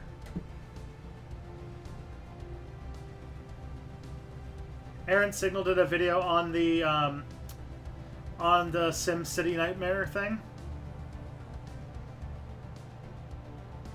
So, over here, this is Phoebe. Hey, Phoebe.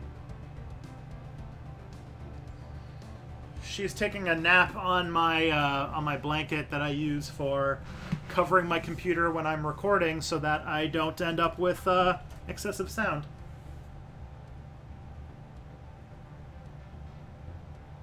Yeah. You're a Christian anarchist would like a historical survey. Catholic workers, Methodist movement with social gospel. Just an idea, but I think you two would do a great job. Yeah, I do think that I should do a video with Andrew Mark Henry. I don't think he collaborates as a rule, or I don't think he has done collaborations, but it'd be really fun to do. So we got a new thing. This is kind of cool.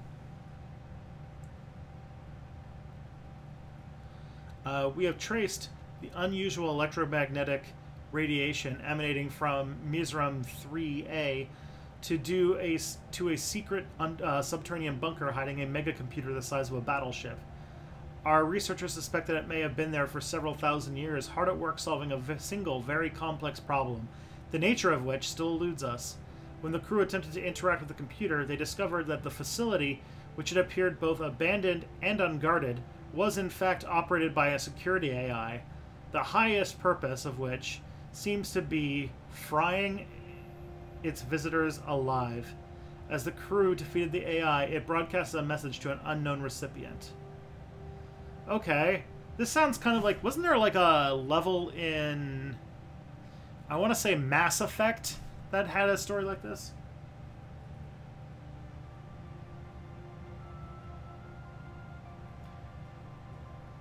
Alright, what's the cat's personalities? Phoebe, the one who's lying over there, she is 9 years old, so she's a little older, and she's a bit lazier, but she's and a little bit more shy. But she's very cuddly in very specific contexts. But if anything changes to make her uncomfortable, she leaves.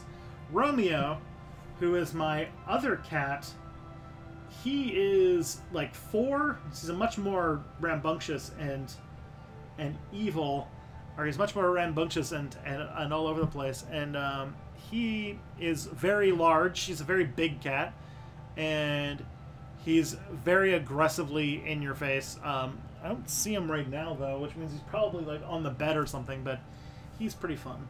He's more rambunctious. He's got a bit more energy. Do you play any other Paradox games? I do. I don't play them that much anymore. I have played them in the past. I think Crusader Kings 2 would probably be the game I've played the second most of in the last few years. Europa Universalis 4 I played. I enjoyed that one a little bit, although I never really got as good at it as I would like. And Europa Universalis 4 feels the most like a game to me. And I have Hearts of Iron 4. I'm not a huge fan of it. Like, I mean, I don't hate it, but it's like not a game that I am extremely excited about.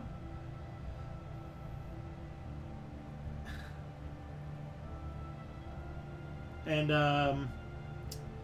they have a new one, a Rome one, that might be good. I'm a little unsure over whether I'm a fan yet. And they haven't made a new Victoria game, but I would totally play a Victoria game. I played a Victoria 2 campaign where I did some really crazy stuff as the Ottoman Empire. And I played another Victoria 2 game where I, like, became a major colonial power as independent Quebec. So, you know, I've had a lot of fun with Victoria 2. I really want to see a sequel to that. Alright, so should I scrap this mega computer for its parts? Should I use it to boost my research? Will give me engineering research for 10 years? Or just leave it alone?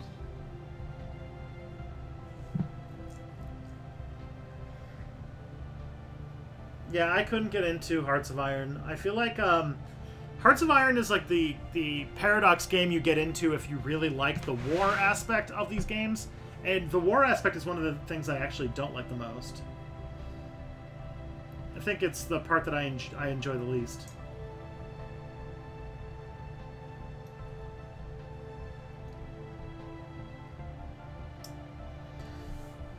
Boost my research? Alright, we're gonna use the computer to boost our own research. Let's do that.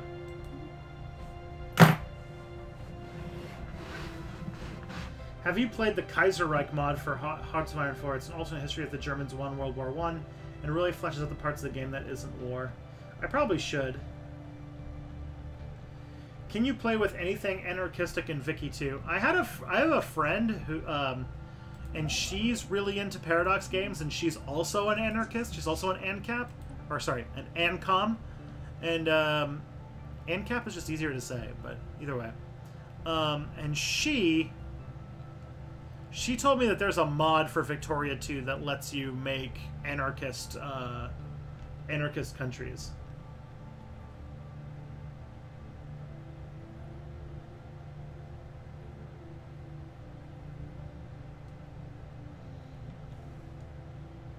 Don't make the aliens mad. I'm sorry, Maximus. I just repurposed it for my own research, so we'll see. Yeah, Michael Collins. I had a friend who, in undergrad, who really liked Hearts of Iron 2. He thought it was the best as well. I was really excited. There was a hint. Complete.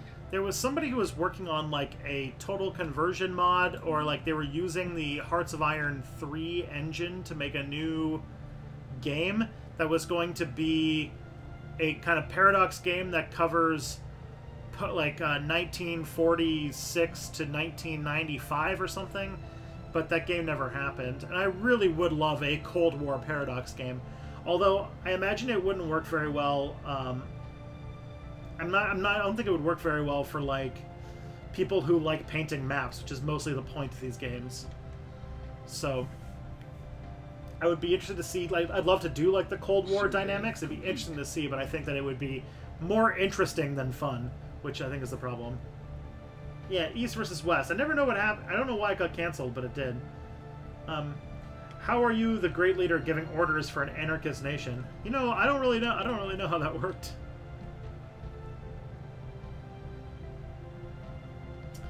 But yeah, if Paradox ever makes a Cold War game, I think that'd be pretty cool.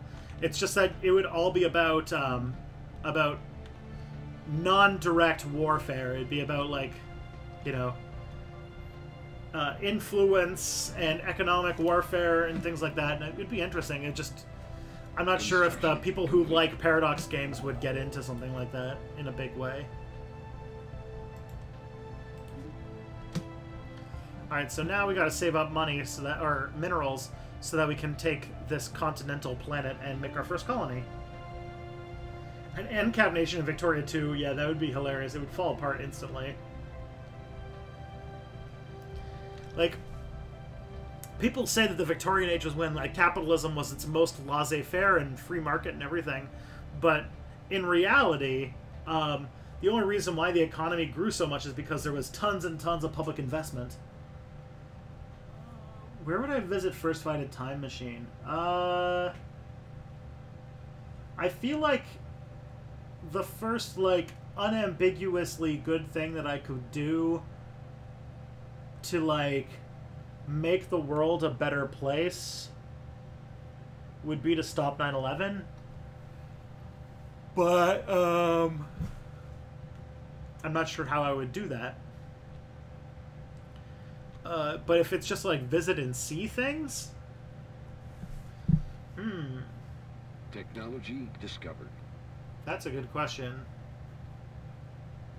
I'd probably... There's some, like, mysteries that have to do with the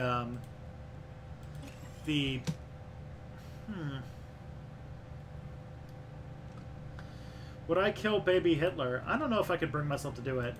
It'd be like a thing that I feel like I should do, but I wouldn't be able to do it. I'd chicken out.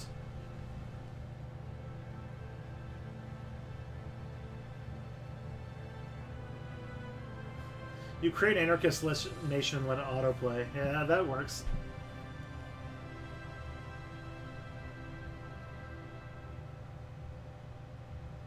There was a Let's Play that spans CK1 to Hearts of Iron 2. That's pretty cool. Although you get so far ahead that by the time you got to Hearts of Iron 2, you'd be like a globe-spanning empire. But yeah, time machine, time machine, time machine. honestly, I think if I had a time machine, I would probably, just to, like, assuage, like, my anxiety, I would go, like, 200 years in the future and just make sure that there are humans. I think that that would be probably the best way to start. Because, yeah, I would be too chicken shit to, like, kill Hitler as a baby.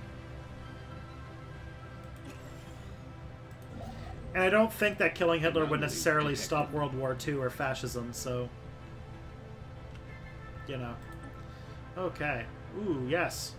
Administrative AI. Let's do it.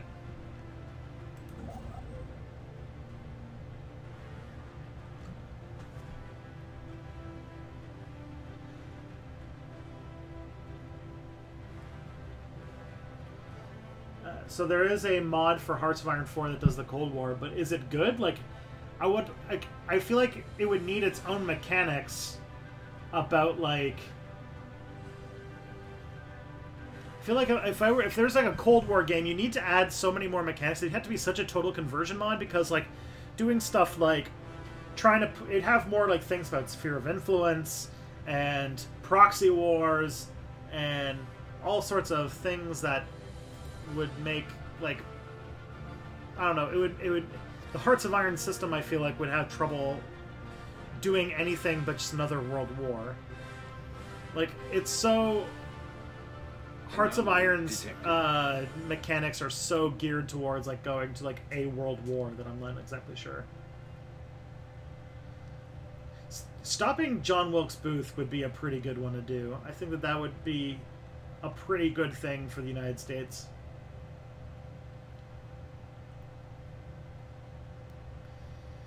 Like, I would like a Cold War mod. I'd like a Cold War game where, like, you actually do the things that, like, leaders in the 50s, 60s, and 70s, like, the kinds of decisions that they would make. Like, I would want one where, like, war was very politically costly. And one where, like, you need to do things through other means and through influence. And I'm not sure if I'm not sure what that game would look like in a paradox sense.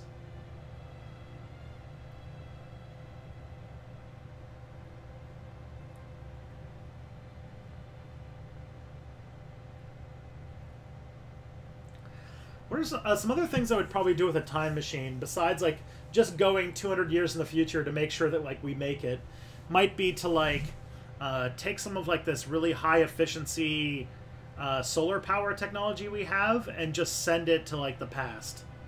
Like, send it to, like, the 1970s so that we can transition off of oil easier. I would probably try to do something about climate change that wouldn't involve us dying.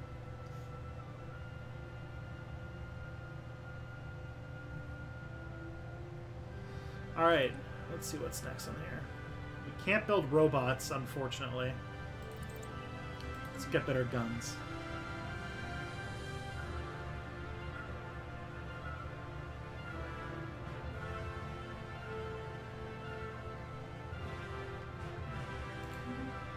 I feel like if you did a mega campaign from CK2 all the way to, like, Hearts of Iron 4, first of all, you wouldn't have Victoria, which wouldn't work well.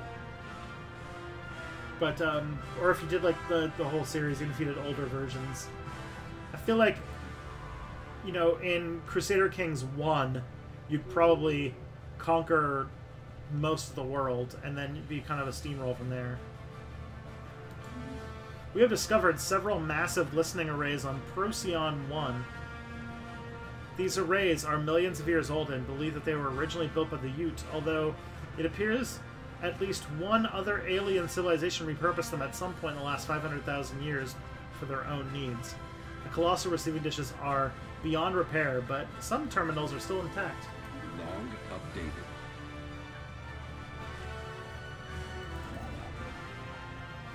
So we're saving up so that we can colonize this country.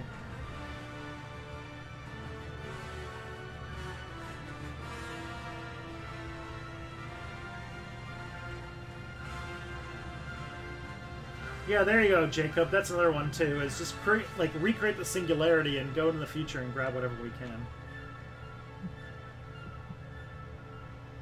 I feel like I would. It depend upon like if I had a time machine, I'd probably be trying to like fix the world.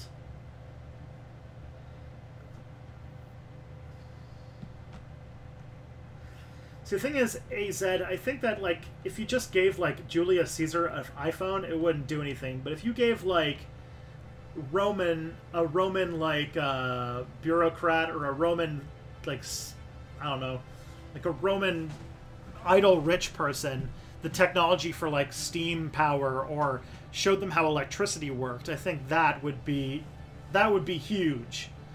But there's quite a few inventions between that and the iPhone that I think that would get lost on a Roman.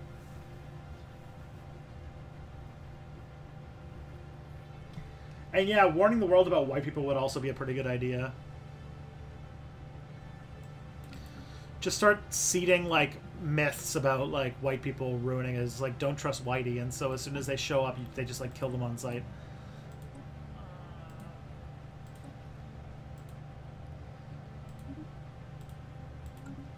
Alrighty. First colony is underway, boys and girls and non-binaries. Or what's the one that I thought that someone said?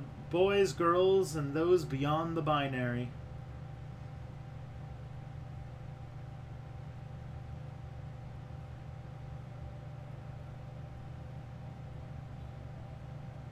Construction complete. Alrighty. So let's see where we're at. Sorry, my wife texted me. Got back and you can't tell what's happening. Well, we've expanded a few systems and we're about to take our first colony.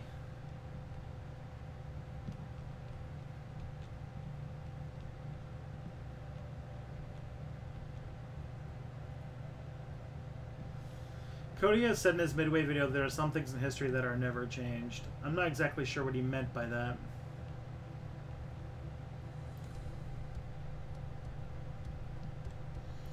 Boys and girls and those beyond the binary.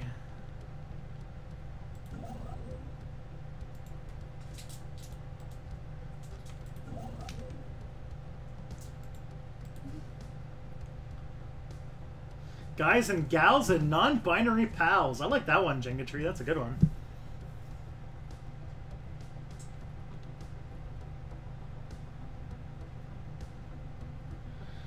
Maximus, do you have any videos on Nero? I don't. I don't know why, but for some reason I have, like, not done a ton of videos on, like, the classical era. Even though people really like that stuff. I really should. I had, I remember that, like, the one conversation I've had on Twitter in DMs with H Bomber Guy was him asking me if I knew about, aside from, like, logistical stuff for the Girl Guides video, but, besides that, he asked me about whether I knew any good books about the Roman Empire. Everybody always asks me about Rome. I should definitely do a Rome video at some point.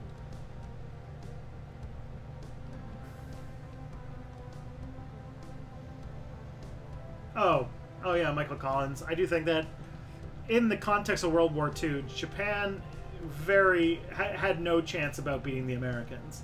The only thing that they could have done is caused enough damage that the Americans just didn't think that it was worth it to continue.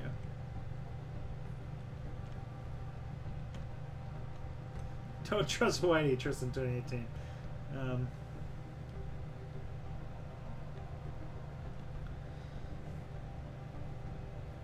But yeah, like, the thing about Japan is that it attacked America because America embargoed oil to Japan, and Japan did not have any other strong source of oil, and so Japan needed to, like, they started the fight because they had no choice. They were resource stuck in a corner. They were so reliant on American oil that they were screwed if they didn't attack the Americans. It didn't work out for them, and I don't think that they really had high hopes even from the beginning. But I think they thought that if they could, you know, talk about... Ooh, AZ, I actually did a video about Sappho. It's part of my Badass Women of History. I did a Badass Women of History videos really early in my channel, where I talked about a few prominent women in history, and I did one. I talked about Sappho in one of them. All right, alien mural. While conducting surface scans of Procyon 5, Science Officer Karba and the crew of the Terralia discovered what appears to be an artificially carved slab of rock covered in alien writing. They have not detected any other signs of alien activity on the planet, and exactly how this mural came to be here is a mystery. We have prepared a special project to translate the text. Log updated.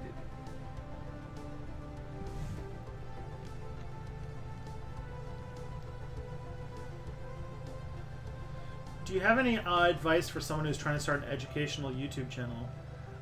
Yeah, so James, if you're trying to start an educational YouTube channel, first of all, I would take a subject that you can feel very comfy doing. There's one of the things about your videos is that you're going to have to be very efficient at making them, because for educational purposes you have to be like not only factually correct, but you're going to have to make a lot of videos. And so you should do stuff that, you know, you feel comfortable, you know what books to go to, you know where to go pretty instantly.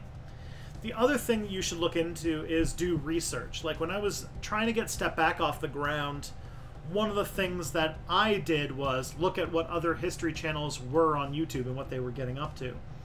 And the first thing that I found is that there was nobody doing history on YouTube that wasn't doing like just like military history. It was all military history, or like just like politics, or like the big stuff. No cultural history, no gender, no like no queer history, no history of race, things like that.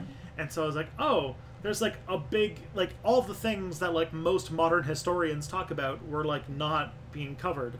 And so I was like, there's my niche right there. And I do think that if you're planning on going into a field, do research in what other people are doing to find out what your what role you're going to play in the ecosystem. And then on top of that, once you get going, start networking with people. Start finding out other channels in the same area or in similar areas that are around the same size as you, and start giving each other advice, start collaborating, things like that. And also when you're first starting, you should focus on building your audience through focusing on search terms, which means like making things like Q&A videos, comment response videos, things like that aren't really going to get you as far as like videos that are designed to be something that you know somebody is going to search for on the internet, and trying to get your video to the top of results for a particular search. So try to make your videos so that things that are people in your niche are commonly like Googling and looking for, like make sure that you're making stuff in that area.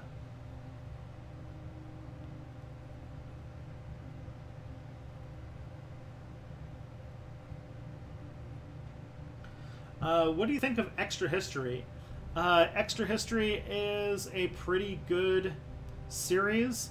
Unfortunately, I do not subscribe to Extra Credits, and I do not support them anymore because of the stories that have come out about James Portnoy and the emotional abuse of his ex-girlfriend and everything that went down with that. So I no longer will formally say that I'll no longer say that I support Extra Credits, and I don't think that people should watch it, even if it is good.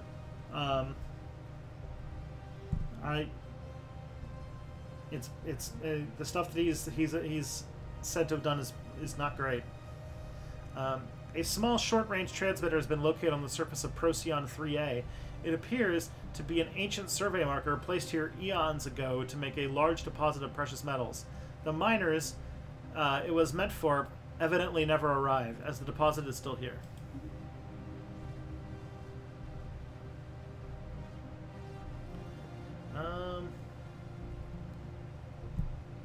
When is genocide? I don't even know. I don't know how to answer that. Why is the USA in so much debt? The USA is in debt because it's overextended military empire, and it's trying to be the like world military power when like the rest of the world's catching up to it. It's no longer like 1946, and yeah, they've also gutted all of the tax base. They've cut taxes so much that people are just, you know,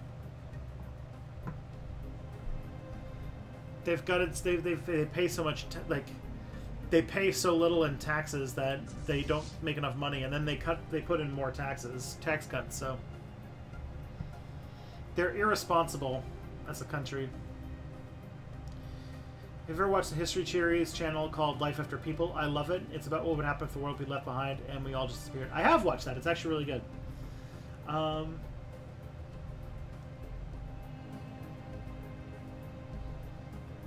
And also the thing is, American debt doesn't work the same way that the rest of the world's debt works, and even that country's debt don't work as well as that. Yeah, so.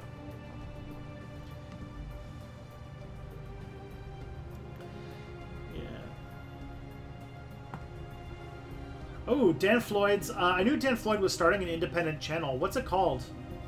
I was waiting to see what Dan Floyd's new channel was going to be, because I think that part of the drama that is the reason I will not subscribe to Extra Credits anymore is part of why Dan Floyd left. But survey complete. And Tristan, did you know that that men outnumber women in China? Yes, it's a result of the patriarchy and the one child law. It's pretty bad. It's not a good thing.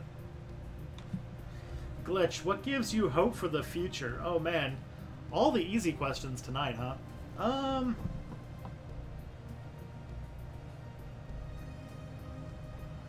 Just plays. All right, I'm gonna go and find that channel real quick.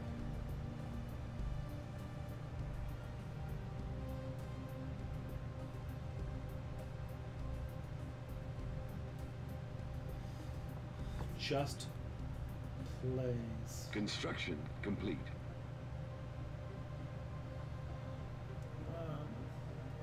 I can't find it. I'll find it later. But I knew that he was starting a channel. I just didn't know if it had come out yet.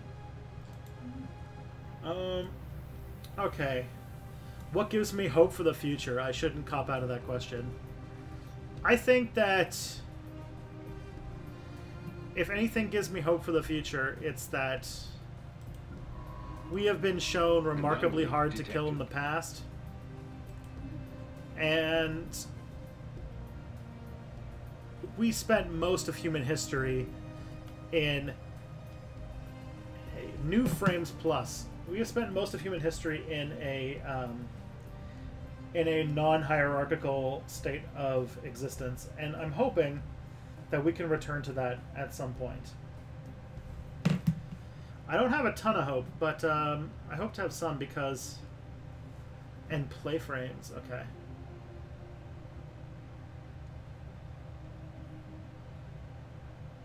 I hope that we can figure something out.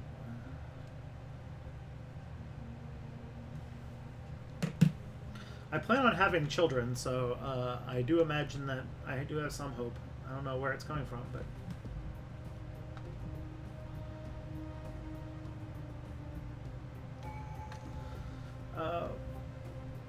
it's sad that if the child is a girl, they throw it in the trash. Oh god, yeah, yeah.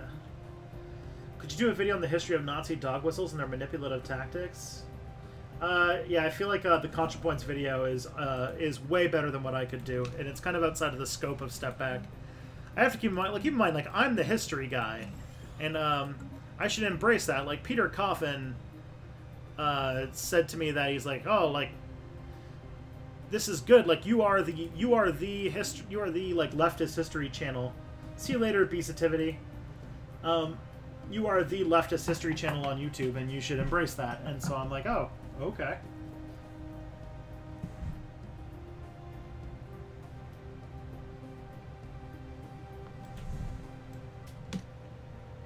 Oh.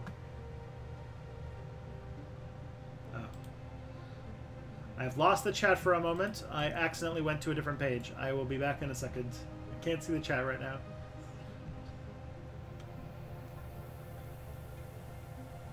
Alrighty. Oh no. Alright. What are your thoughts on Nikita Khrushchev? Nikita Khrushchev was in a pretty tough situation.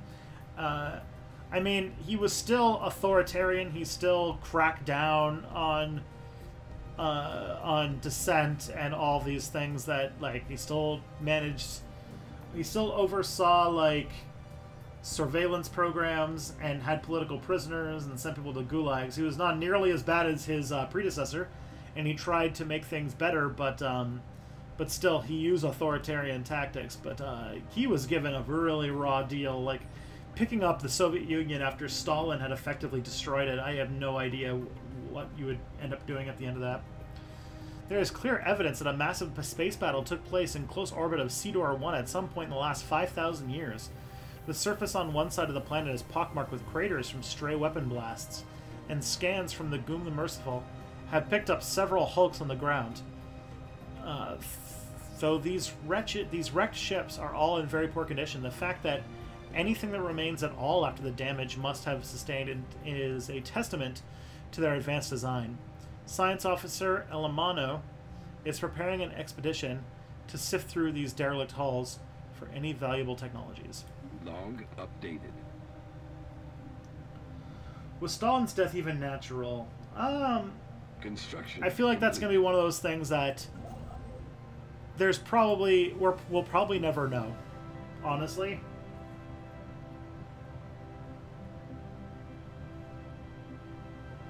You're doing grip. You need more bread pilling videos. I do need some more bread pilling videos. Nikita Corn Lord Khrushchev. Okay. Does anybody not know? Okay, it's a pretty fun story. So, colony. ooh, here we go. Our colony ship has gently touched down on the mouth of a large river delta in one of the first several continents that can be found on Alpha Centauri Prime. This temperate forested region will serve as an ideal first landing site. The ship has been permanently converted into the administrative headquarters of the new settlement, and its reactor core in the process of being removed so it can serve as the colony's temporary power source. Hundreds of small tents and prefab shelters have sprung up around the former starship's massive hull as colonists begin to disembark in large numbers. The first human city on an alien world. Okay, so I'll tell you guys a story. Okay. Corn Lord. The reason why somebody called Khrushchev Corn Lord is because in the 60s, Nikita Khrushchev, the leader of the Soviet Union, visited the United States and was blown away by the corn farms that he saw when he went to Idaho or Iowa and stuff like that. And so there's all these pictures of him excitedly holding up an ear of corn, this is so cool. And when he went back, he tried to bring corn to the Soviet Union in a big way. And his bosses, because the thing is, there's a whole lot of in the Soviet Union there was this culture of do whatever your boss says, and so they would do stuff try and grow corn. People who wanted to please Khrushchev would try and grow corn in these locations that were completely they just did not work. Places that people had no business growing corn, and it was a complete disaster. And that's why they called him Corn Lord, or that's why at least Gustav called him Corn Lord. What are your thoughts on using narrative in telling history? Well, Mimeb, I actually think that it's good. I think that narrative is the way it's. If you read historians or philosophers of history like Hayden White, we pretty much can't avoid being narrative in the way that we tell history, even if we try not to. Narrative is just part of how humans understand chains of events. And so really... There's like no way for us to not do it, and so I do think that if we write history in a narrative fashion, or if we are aware of narrative, then we can study the past, we can make it more compelling and make it more intuitively understandable. And if there's one thing I learned through my PhD research, which had a lot to do with narrative, is that we are more likely to accept a history if it has a more compelling narrative than if it is more factually correct. And so I think what we need to do in that case is try to make factually correct history at least a little bit more narratively interesting. Construction complete. And so if we can do that, then hopefully we can write better history. I mean, that's what Step X tried to do, right?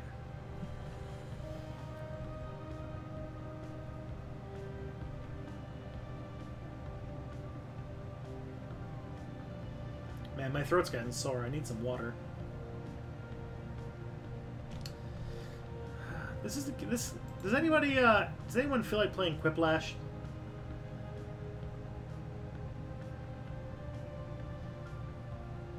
I feel like I want you guys to be more involved.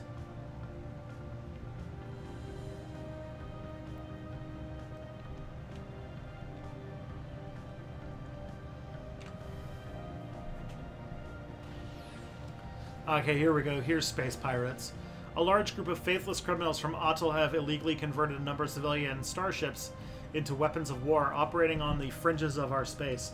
In the Sirius system, these heretics have started calling themselves the Void Pact and are responsible for several attacks against civilian shipping lanes. Their profane activities must not be allowed to continue. I agree. So let's get ourselves an admiral.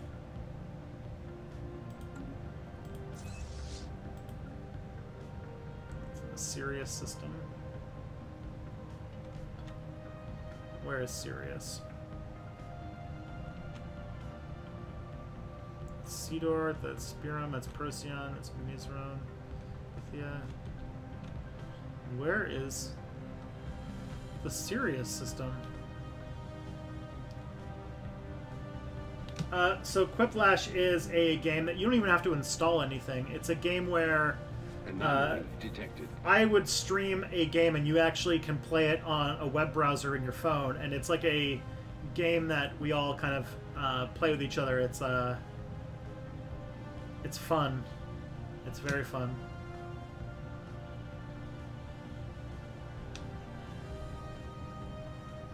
But if you guys don't want to do that, if you guys want to keep going with this, then that's fine with me.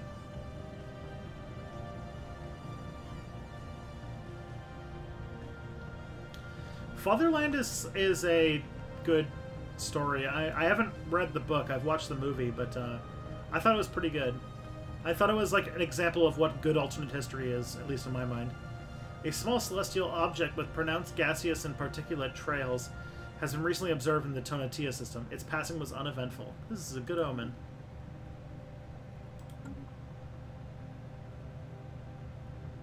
Survey complete. Have you heard about the SWAT teams of Spain? No, I haven't. So I don't know where those pirates went, but... Oh, okay. Oh, they're there. Okay. So we're gonna have to, like, send a science ship to go to that system just so that we can go.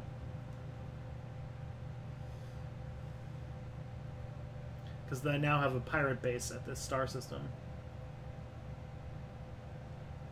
Station under attack. Alright, so these guys are heading out to go and address the threat. Very slowly.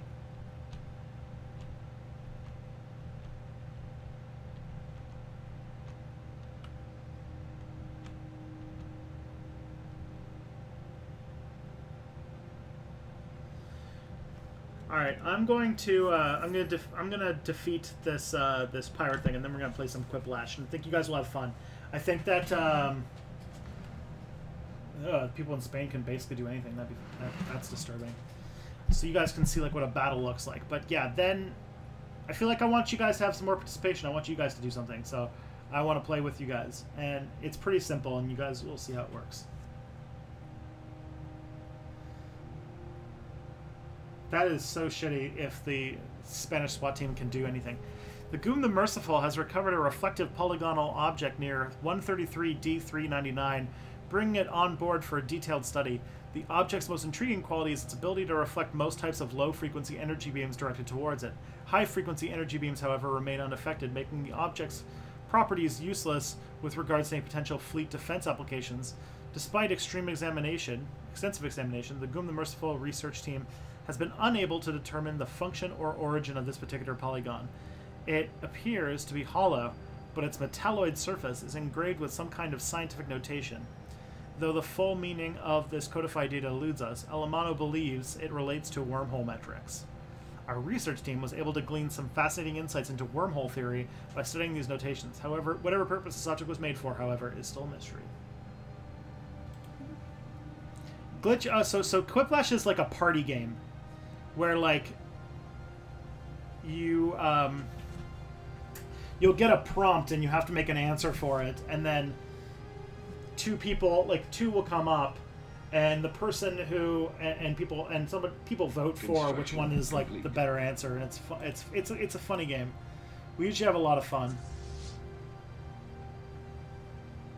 It's from the times that Franco was in charge. Yeah, that's not surprising. All right, let's watch a battle, shall we?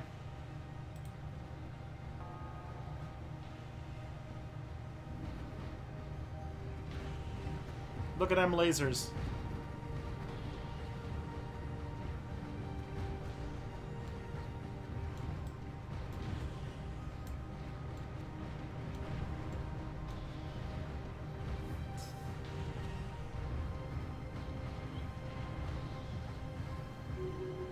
There we go. It got rocked. Alright, you are going to go home, and you're going to heal up, and then we are going to quit to the desktop. I'm going to be here. I'm going to stay on the stream, so you're just going to see this go black for a little bit. Quiplash meets leftist shitposting. That sounds like a Saturday night activity if I ever heard one.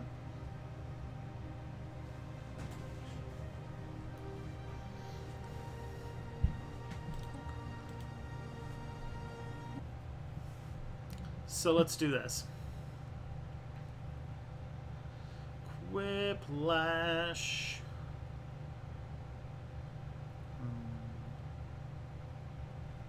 There it is. You guys can see my desktop, or maybe not.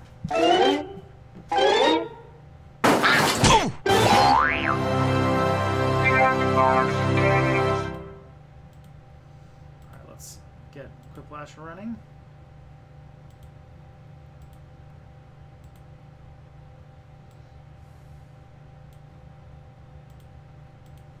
Okay. So, in order to play this game, all you need is a phone, a smartphone, or you can use your computer.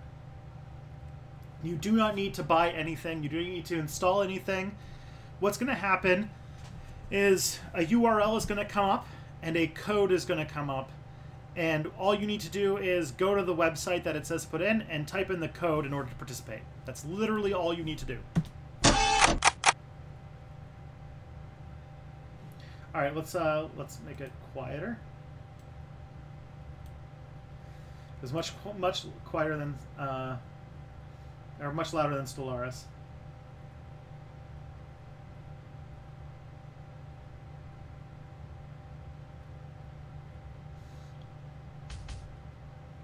All right, I'm gonna make it really quiet because, or not like super quiet, but. This is much more of a party game. This is much more of a Saturday night thing to do, you know? Oh, yeah. You can, like, have, like, up to, like, I think, like, 8 people playing, so we'll be fine.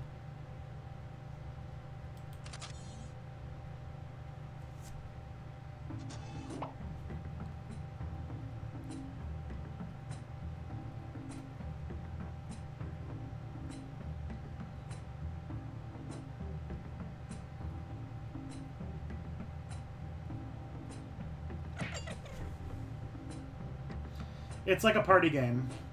Hoar.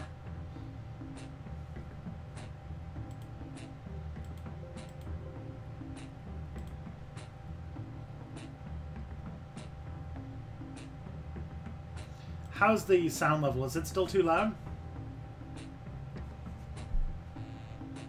So what you do is you go to jackbox.tv and you put in that code, WURM, and then you can participate.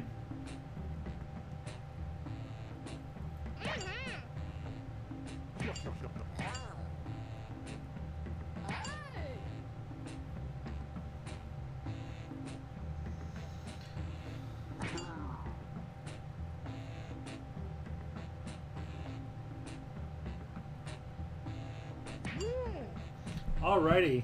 And also, if you don't get a player spot, you can join in as an audience member. So you can join any single time.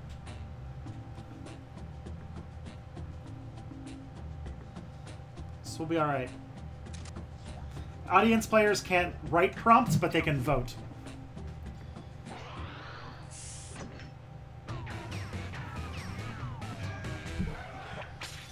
Hi, I am Josh Schmitty Schmitzenstein, your court-ordered host of Quiplash. Okay, did everyone turn in their permission slips? No? Yeah, whatever. Let's go. Remember, anyone who wants to join the audience can do so at any time by logging in with the room code. This is round 1. You'll get 2 prompts on your device. Just answer them however you want. Your responses, or quips, will be pitted against someone else's, and everyone will vote on their favorite. You'll score points based on the percentage of people who prefer your answer. Have at it. Alright, everybody. So now we fill in our thing. We'll have fun. Don't worry, Jabba Man.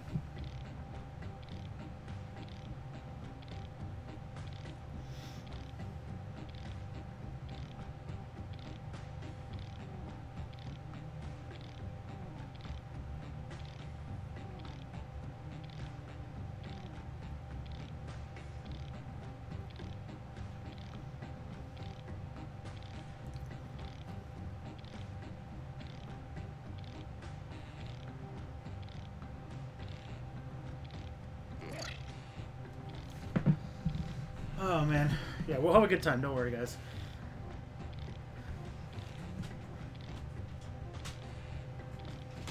I'm just gonna... guess the cable's not here. I was gonna try to plug in my phone.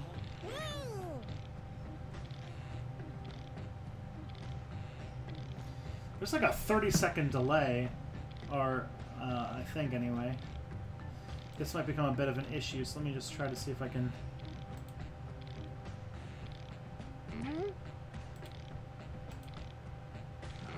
see if I can fix that somehow.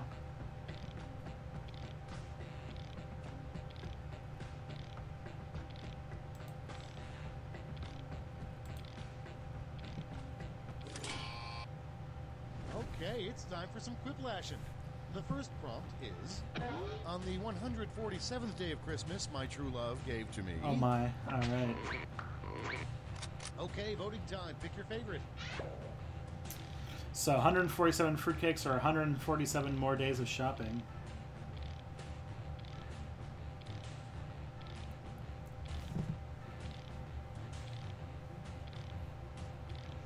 It's alright, Audible Anarchist. You can just get it next time.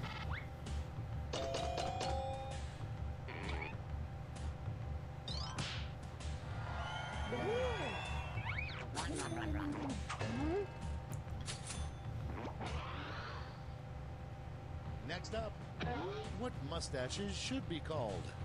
Oh my, alright. It's voting time. Let's see how this one turns out. Upper beards or dictator fur?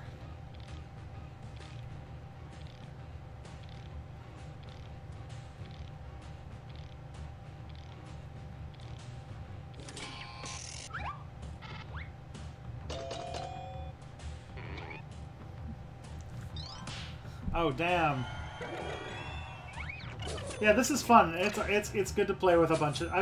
I've done this I've done this game a few times in a stream with you guys, and it has always been pretty good. Bedroom. Time to vote. Oh my! So what's in a weirdo's bedroom? A CSA flag or those toys?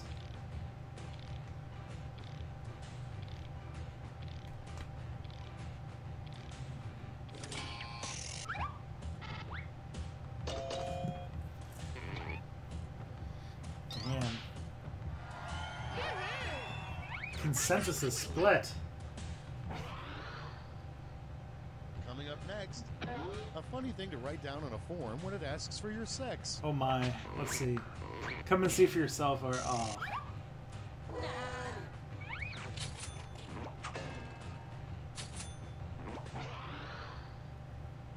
Next one, the worst thing to vomit into when you suddenly need to vomit. Oh my. Okay.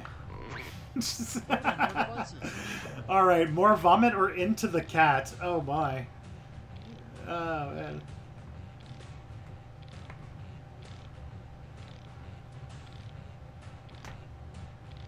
Yeah, well...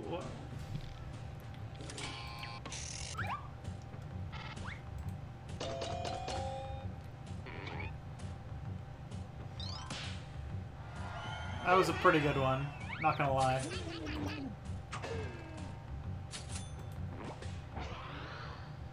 Okay, next one. Finish this sentence. When I'm rich, my mansion will have a room called the blank room. Oh my. So when I'm rich, my mansion will have a room called the philosophy-free room or Dungeons and Dragons room. Oh man. Somebody knows me. Somebody knows me very well.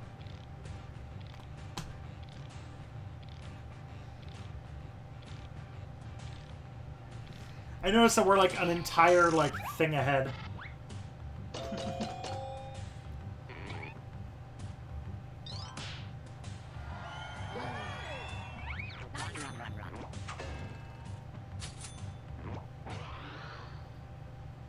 And next, what's that? So yeah, there is a bit of a oh my.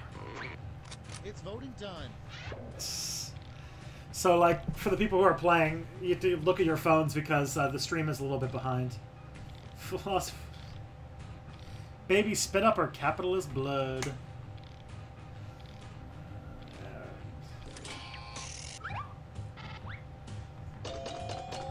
Oh my.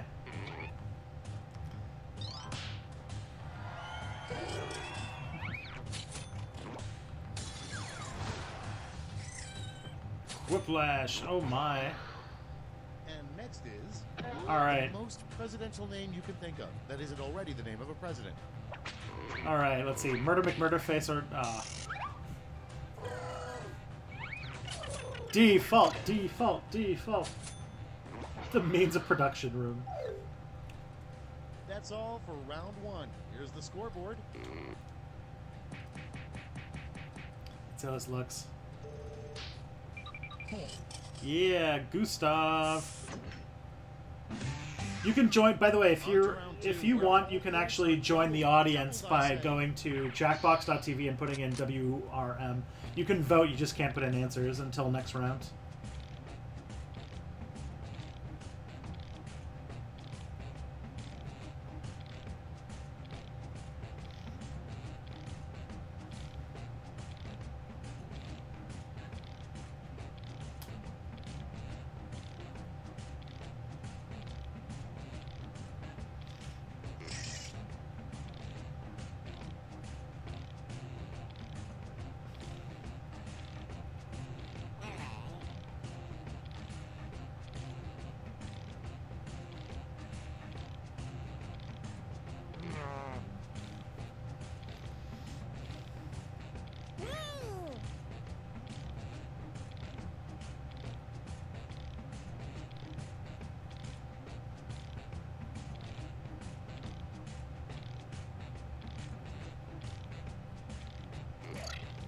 Oh man, those two are tough. Hey, Game Gyro 56, how you doing?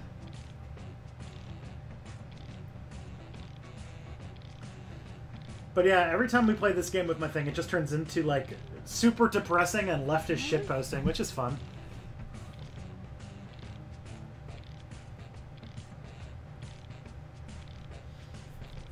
Come on, little purple square, I believe in you. Okay, here we go.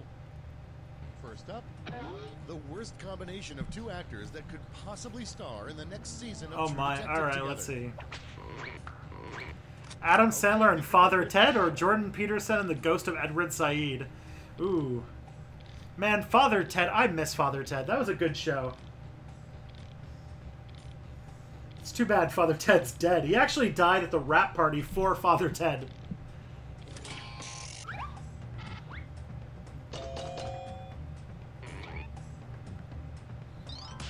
Oh my. Alrighty, I'll take it.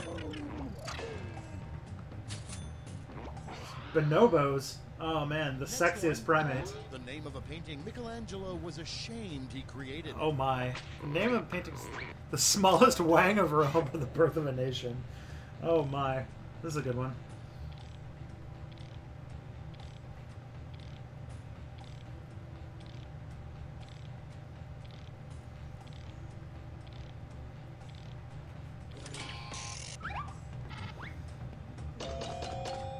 I mean, the smallest wang of Rome is very Michelangelo.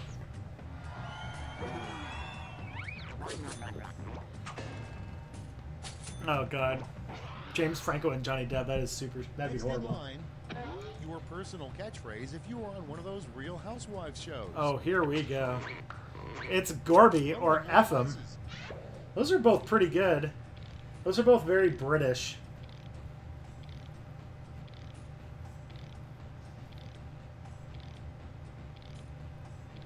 Yeah, Doughboy DeVito going off to college. So exciting.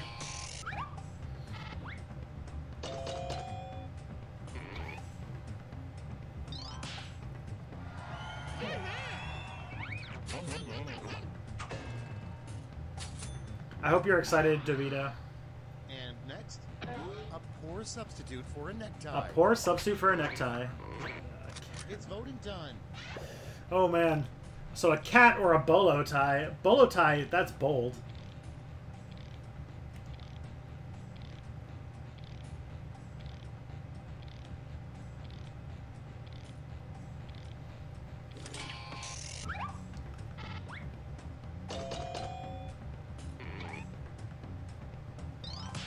Damn, audience making the decision every time.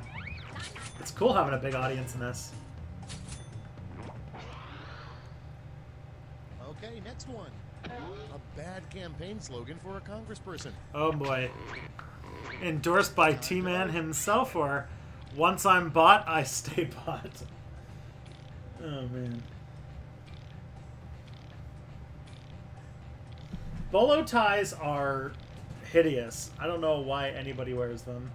And why they're such a big deal in like Texas and stuff.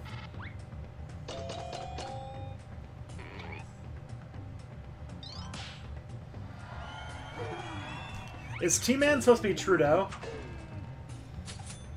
Or Trump, I guess. Yeah, that makes more sense, doesn't it? Next up, your first decree after being named Supreme Ruler of the Earth.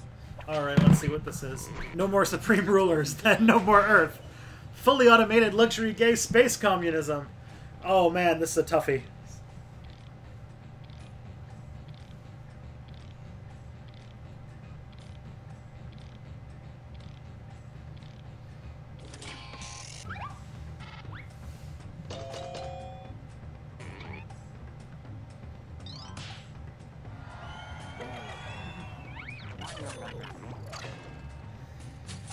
Oh yeah, Coming up next, yeah, the federal loan thing is gonna suck. I'm very sorry that that exists for you. Sign you shouldn't put up in your yard. Oh my.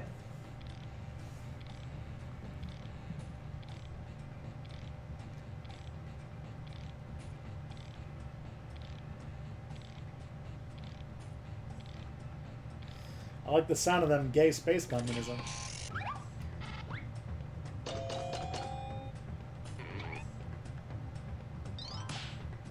We're getting a lot of close ones this time. That's good.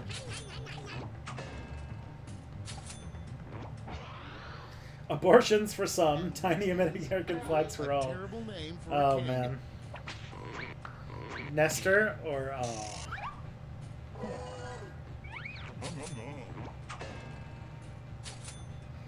King. Round 2 is no more. Let's see the damage.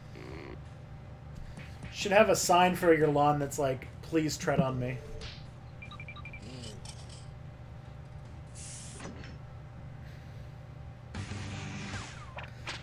This is round 3, the last lash. One final chance to catch up.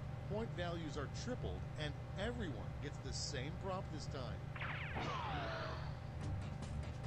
Our prompt is a secret ability of boobs. Oh my. Okie dokie, let's see how this goes.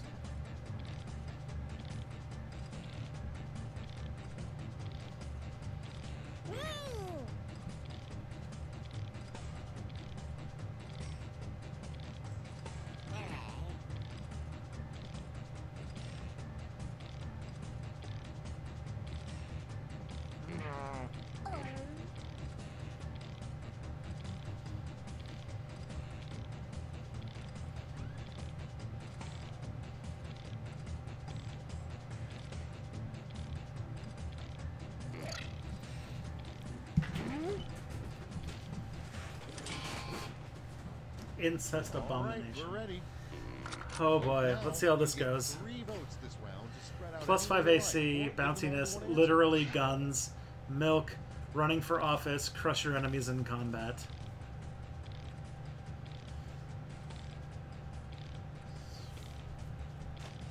This is a tough one to think of. Oh, should probably vote.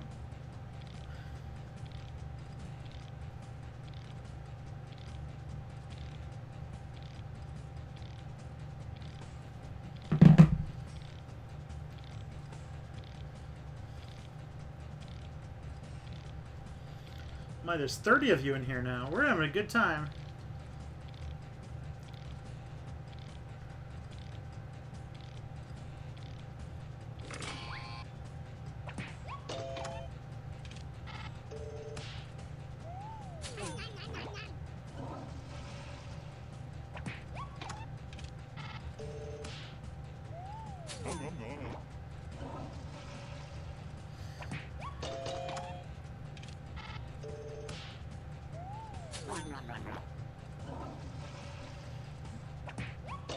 Literally guns.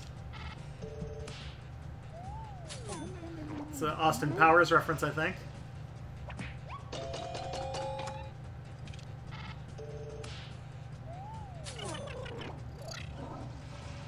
And the winner, plus 5 AC.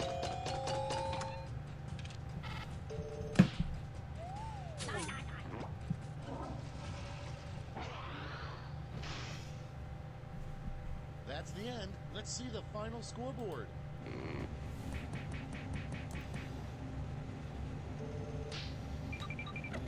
Oh, jeez. I don't think I've won before. Beginner's luck.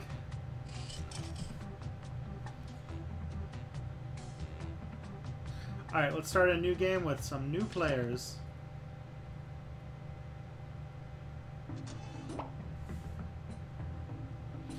So the code this time is JPYA. Let's see who else comes in here. And see if someone else didn't get a shot. Try to see if we can get you in.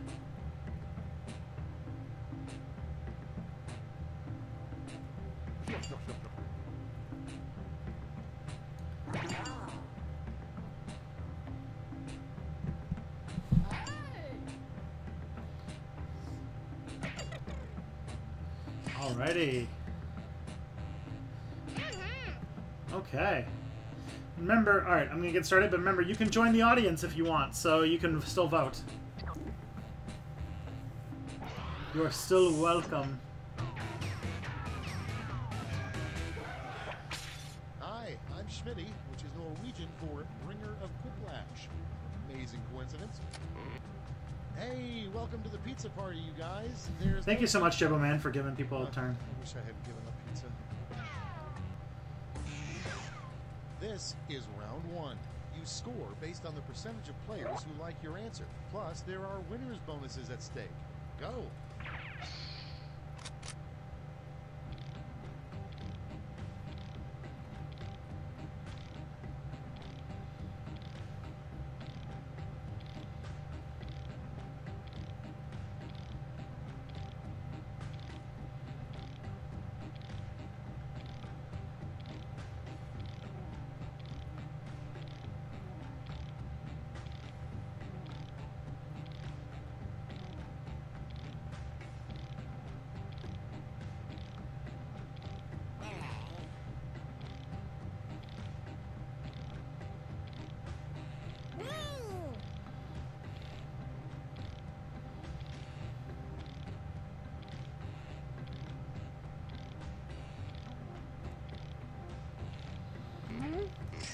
Alright. Anarchist Praxis. Alright, let's see how this one goes. I'm not sure how confident I am in my answers this time, but that's okay.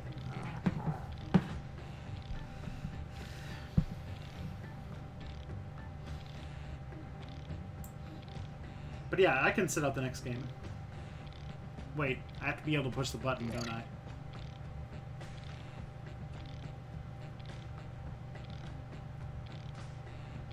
You were at the Warp Tour, Big Seltzer? That's awesome. Let's start this show. So it's like my dream to do when I was a Our teenager. first prompt is, We'll sit back and relax and play some Quiplash. when blank. Okay, everyone, vote for your favorite. So you know you're in for a bad taxi ride when it's a Tesla or the driver is wearing an inflatable T-Rex suit. Both of those are pretty good.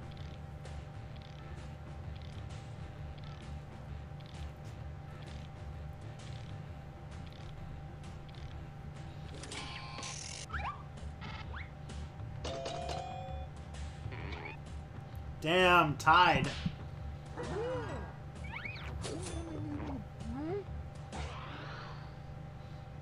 Okay, next one. Invent a holiday that you think everyone would enjoy. It's voting time. Alright, stay at home and don't watch the news or World Communist Day. Man, what holiday would everyone enjoy?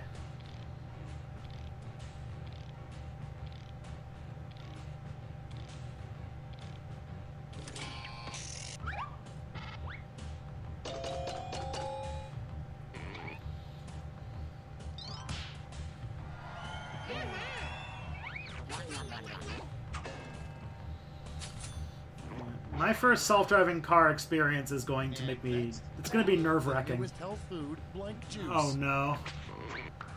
Nut juice or capitalist juice. Oh my, I'm sensing a trend here. A trend here. Oh man. World Drug Use Month.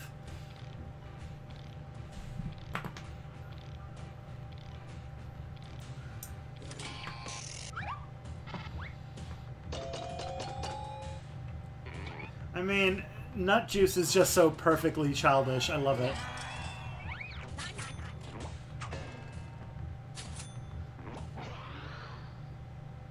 Next in line, the best way to catch a leprechaun. When you nut, it pushes you backward. Vote on your devices. In space. Best way to catch a leprechaun. Ask them if they want to trade Pokemons or eat some Lucky Charms.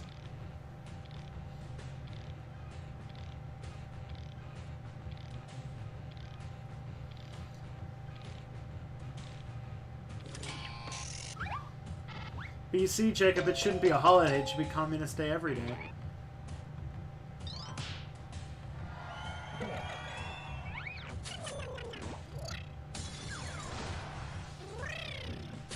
Pokemons for the win. Next up, something see how this Godzilla goes. does when he's drunk. Alright. Smash with Mothra or threaten Iran on Twitter? Oh, damn. I'm happy.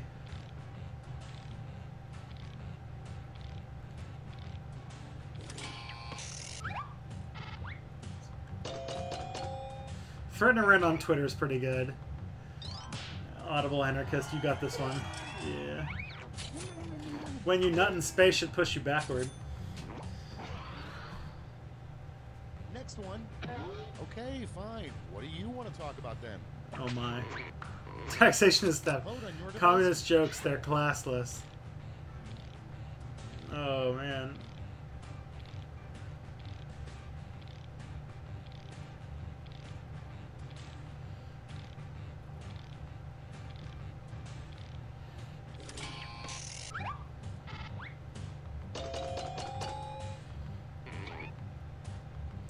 Oh man.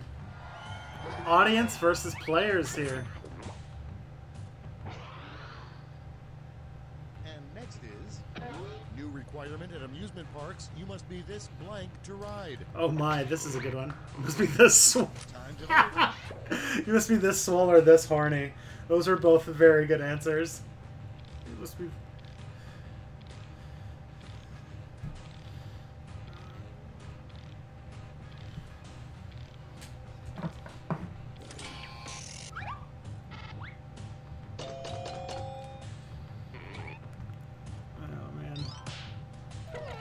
I am very happy with this one. I am sorry, anus fart man. And next, a trick you'd like to see a poodle do. Oh, jeez. Fetch a shotgun? Your devices. Alright, alright. If you're gonna do the communist shitposting, you at least gotta make it funny, man. Let's do this.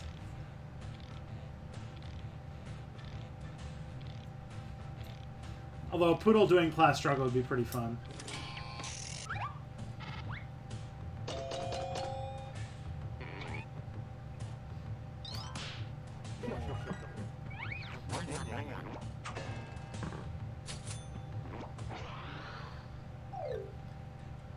That's the end of round one. Let's take a look at the scores.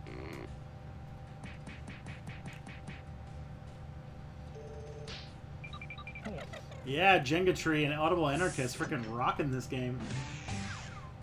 It's now time for round two. Everything is worth double, twice as much.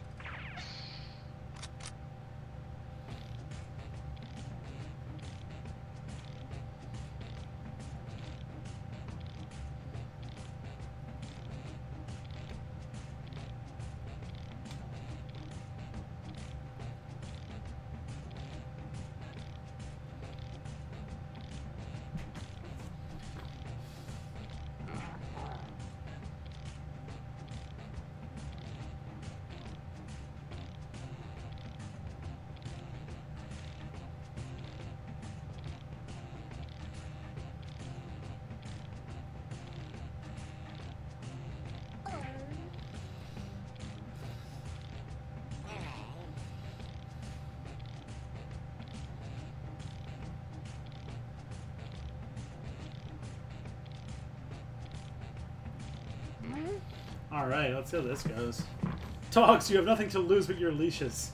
Bark Linton SNL.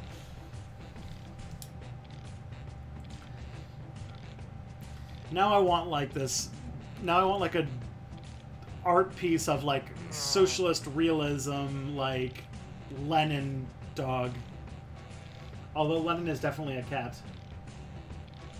Imagine dogs guillotining around. There was an episode of Rick and Morty that was kind of like that, where like they got a dog and then they gave the dog super intelligence, and then the dogs all started realizing that like they were getting screwed over, and they started enslaving the humans. Off, the secret to a great marriage. Secret to a great marriage: mutually assured destruction or Hitler.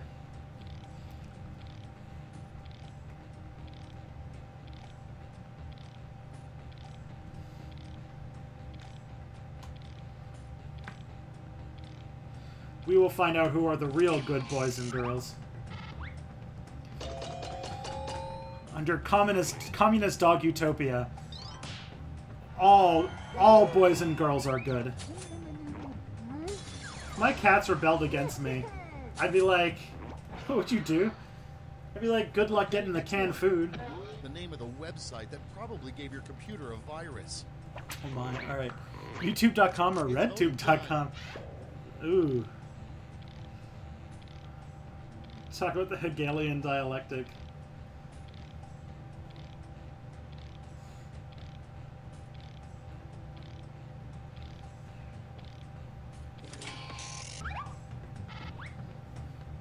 Hope Kelly didn't watch that last one. YouTube.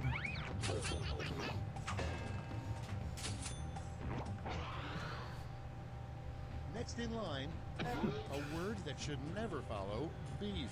Oh my. Beef cake or beef juice? Oh my. When I think about beef juice, I think like, alright Stimpy, get him a glass of meat. When they like adopted this like prisoner. I imagine most of you are too young to remember Ren and Stimpy. I'm almost too young to remember Ren and Stimpy.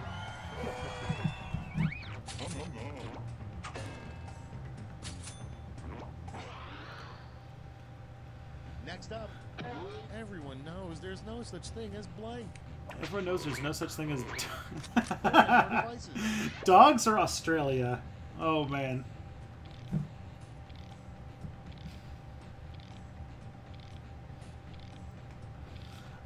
This is a very good. This is very good.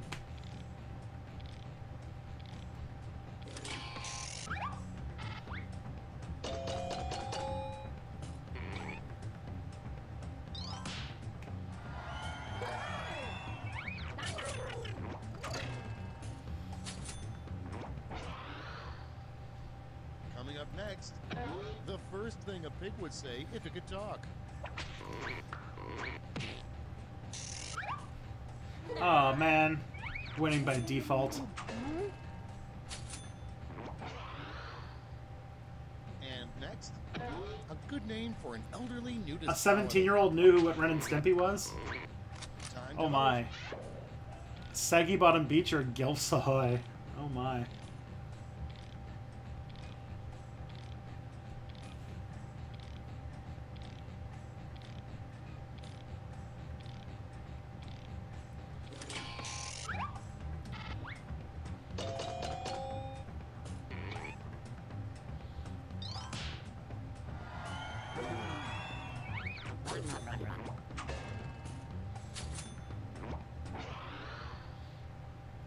Next in line, the name of a toilet paper specifically designed for the Queen of Oh England. Jesus, here we go.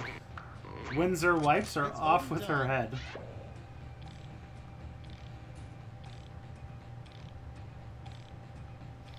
Oh, I should have thought of Animal Farm.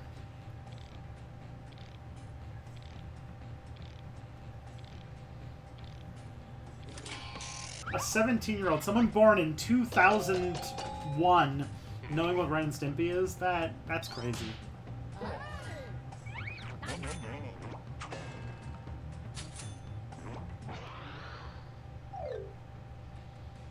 And that's all for round 2. Fire up the scoreboard. Let's see how this all goes. Oh, damn. That default, man. This is round 3, the last lash. Points are tripled, and everyone gets the same one single prompt this time. Yeah, oh jeez, Doughboy. Our last lash prompt is one thing you never do on a first date.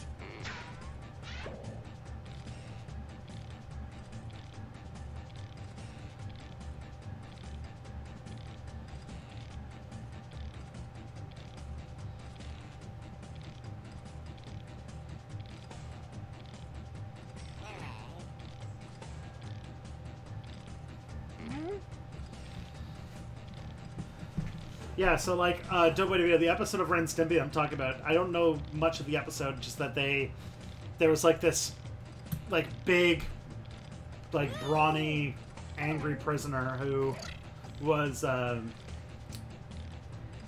he was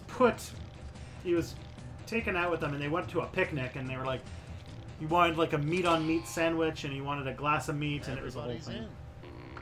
Give out your votes now. She hates Ren and Stimpy.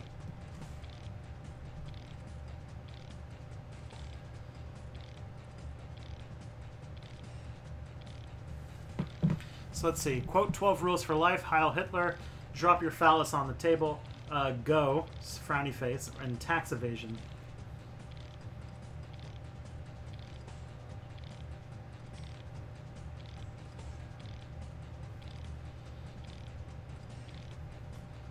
Let's see how this goes down.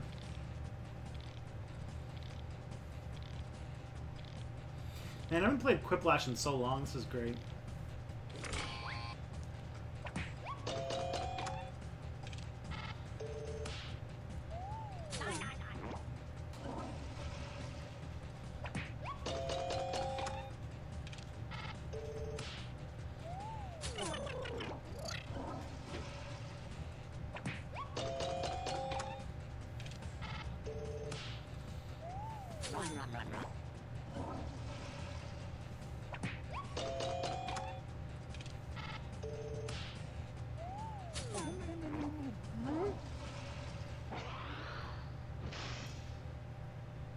That's all. Now for the final scores. Oh, man.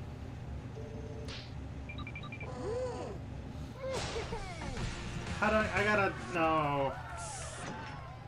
This is unfair.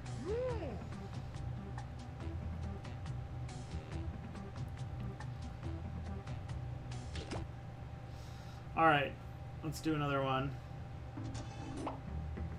I've been told there's more of these games, so I gotta get some of those sometime.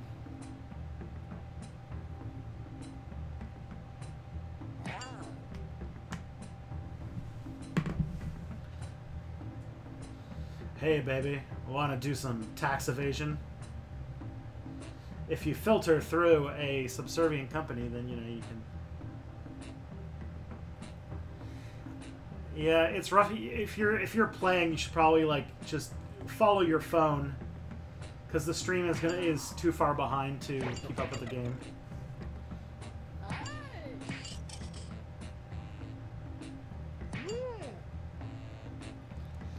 So just like make sure you're watching your phone. Alrighty.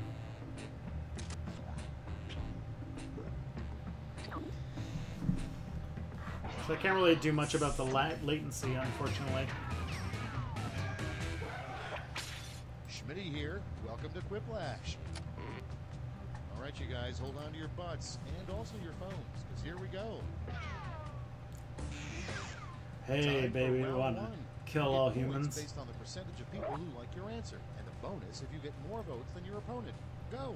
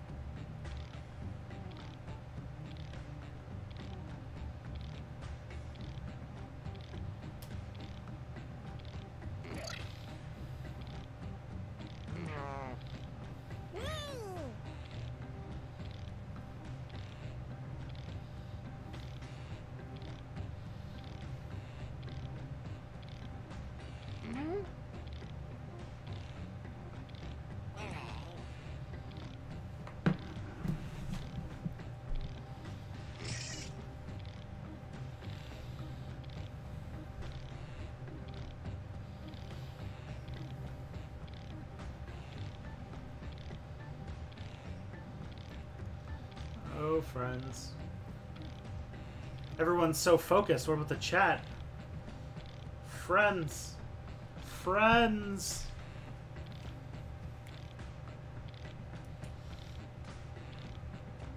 Goofing off. You missed an obvious answer. Aw. Okay, here we go. First one, a fun thing to think about during mediocre sex. Okay, pick your favorite. Alright, a fun thing to think about. Quote old Western movies or Shrek 5? Did they even make a Shrek 5? I can't remember. Man, Jacob, I feel like on a first date that would be coming on just a tad bit strong.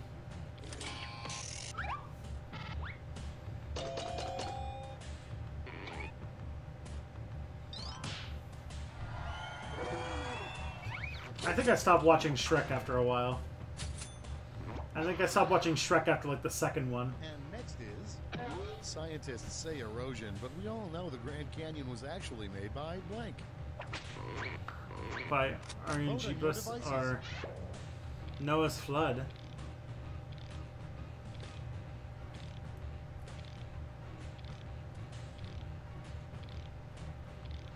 Of course there's going to be a new Shrek. They're rebooting everything, right? Just wait until we start redoing the 20th, like the turn of the century. That's going to be so weird.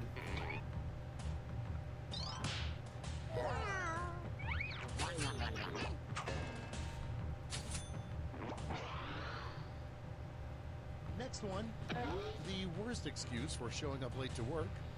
Hmm. Time to vote.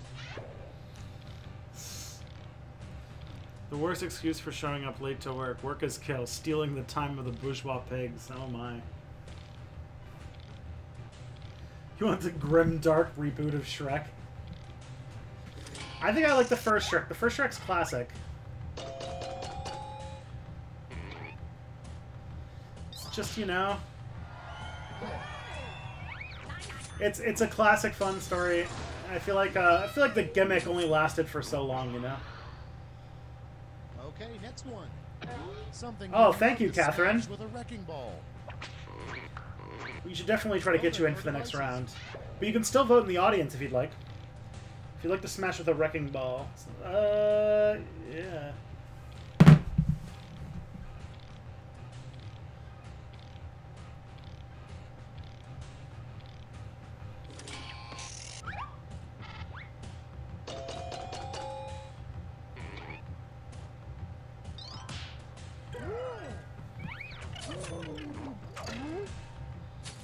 The Marxist theory read of the first Shrek is pretty good. I've heard about that. Next up, a good catchphrase. The to second yell every Shrek time had a you scene of finish the cat getting arrested and having catnip on him. This scene, It's that was done. pretty good. Yeah. What's it called? Puss in Boots is a pretty good addition to it.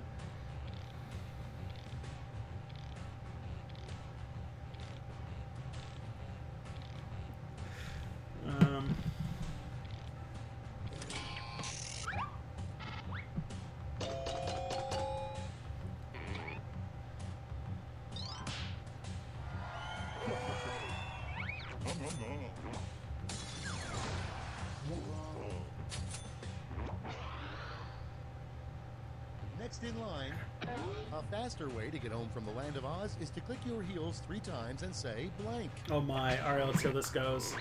Vote Bitch on your is devices. dead. I work for low wages. Oh man.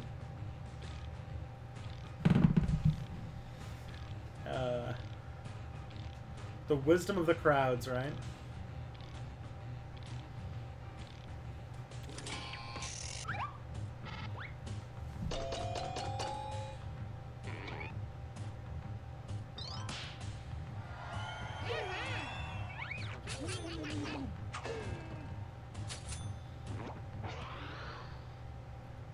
Okay, next one.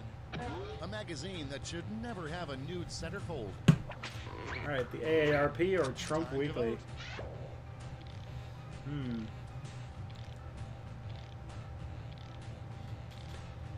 I'm not sure. I'm not sure what kind of humor that I think I'm into. Absurdist humor? I don't know.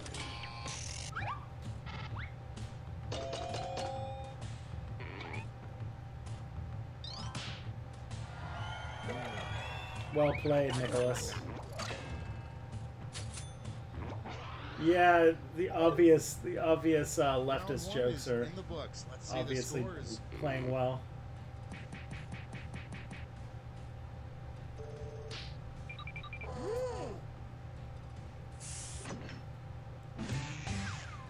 Time for round 2, where everything is worth 2 times. as All right, much let's as do that round silly 2. round Oh, one. is there a kitty?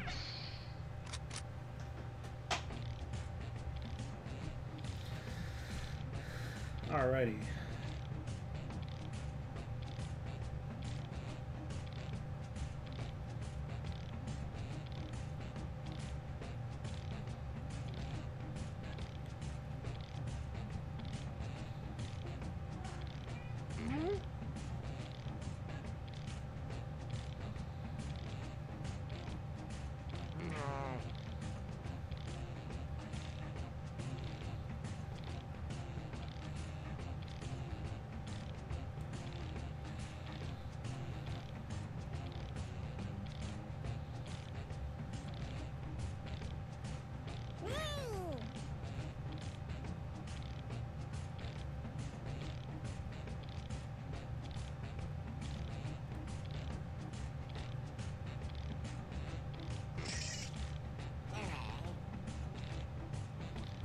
Do you think the surreal Dadaist memes are able to be commodified by capitalism?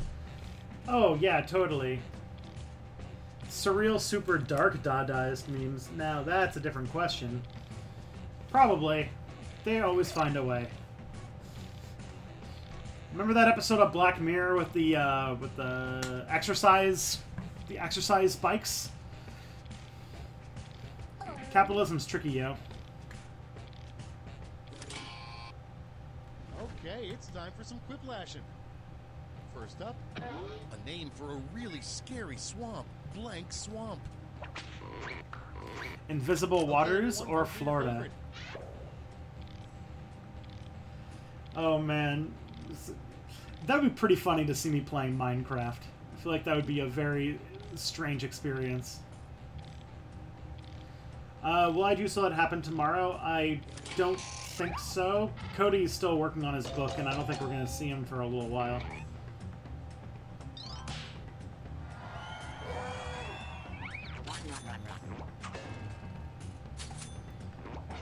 But it could be wrong. And next, but Cody gives me not very much warning, so we'll see. Assistant. Assistant Gulagi or Assistant Broodmother?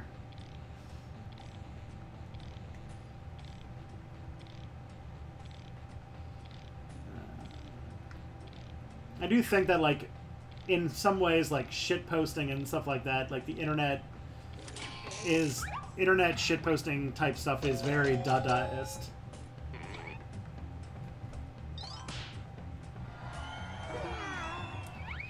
Seize the cubes of production for a Minecraft server. And next is a great pet name for a parasitic worm that lives in your ear. It's voting time. Name of a pet parasitic worm that lives in your ear.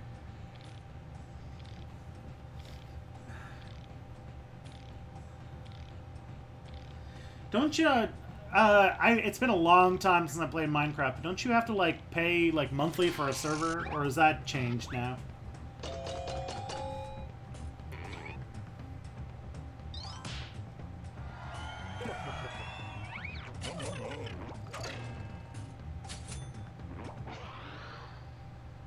Next one. No one would guess this is where the treasure is buried. Time to vote.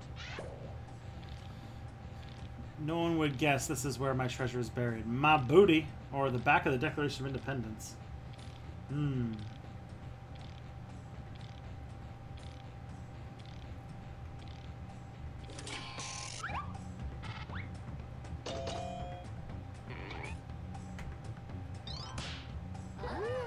Because I remembered when I played Minecraft, like, you had to, like, buy, like, it was like buying...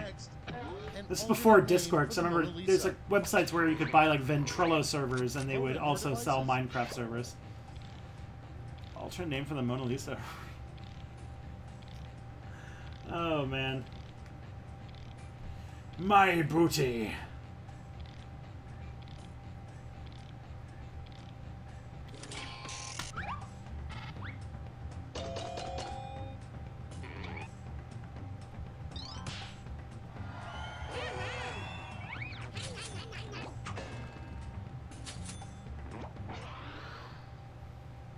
Okay, next one. Name a new movie starring a talking goat who is President of the United States. Oh, man. I did not deserve that. I did not deserve that. And next, what do kittens dream of? It's voting time. What do kittens dream of? Class struggle or electric sheep? If there's a lot of interest in a step-back Minecraft server, and Minecraft servers aren't super expensive, I don't know. That feels excessive, but who knows? I feel like it'd be tough for me to justify paying monthly for a Minecraft server. And next is the password to the secret high society sex club down the street. Time to vote.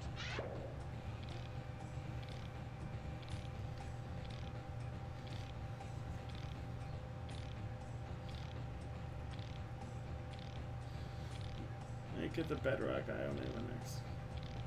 Make it on Bedrock, I only have an Xbox. Oh man, Nicholas, you dirty.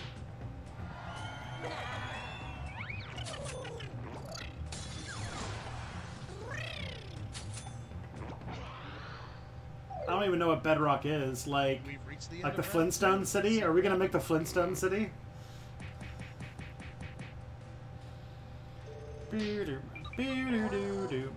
What? I gotta stop getting, like, default victories. Welcome to the last lash, the final round. Stakes are triple. There's just one prompt, and you're all getting it. The last lash prompt is... invent a Christmas tradition sure to catch on.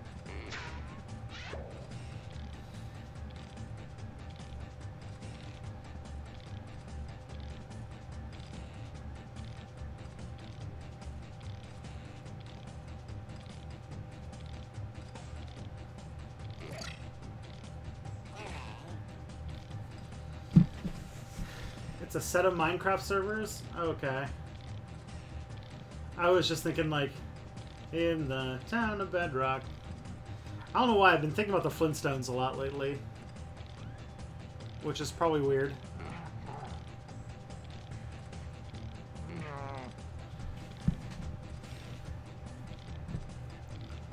Oh no, no, oh god.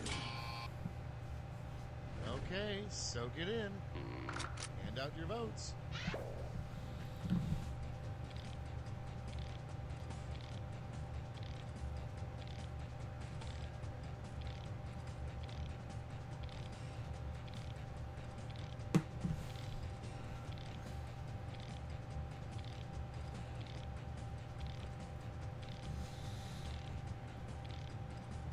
Oh damn.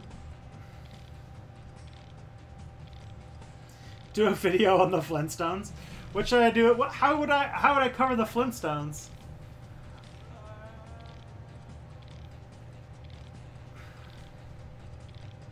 Have I played the original StarCraft? Oh Jesus. Michael Collins.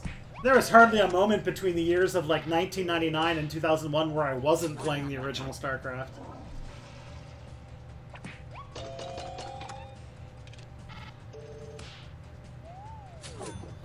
How'd the Solaris game go? It went pretty well. It was pretty slow. And I thought this would be more fun.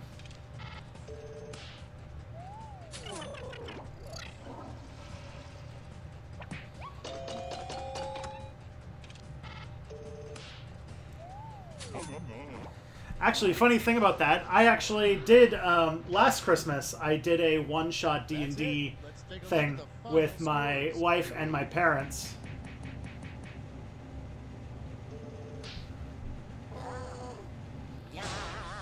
Oh, jeez. Do you know much prehistory? Something to figure out, I guess. Sex politics of the 50s that informed the creation of the Flintstones. That'd be fun. That's just an excuse for me to talk about the Flintstones. Alright, this is going to be the last game, I think, because I actually got a tutor tomorrow, so... And I have to make a video, so... I have a really busy day, so I gotta get to bed.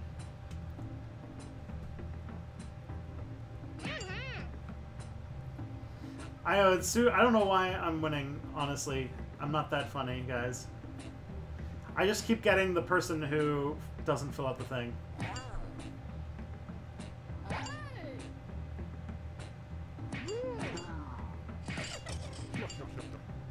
Alrighty.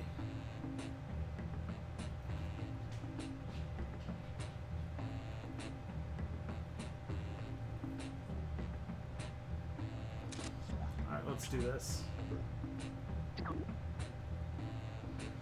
Tutoring, it's only a thing I do like 1 hour a week, and it's just a small thing. It's like, I just am helping a guy who wants to go to grad school with his writing skills because he needs a salesperson. So. But I actually did get a, I only do one little bit of tutoring, it's not very much. I actually have another job though. I have like, with YouTube I have 3 jobs. So I'm also like, I'm making videos for the Canadian version of the ACLU. But I have more to talk about that in the future.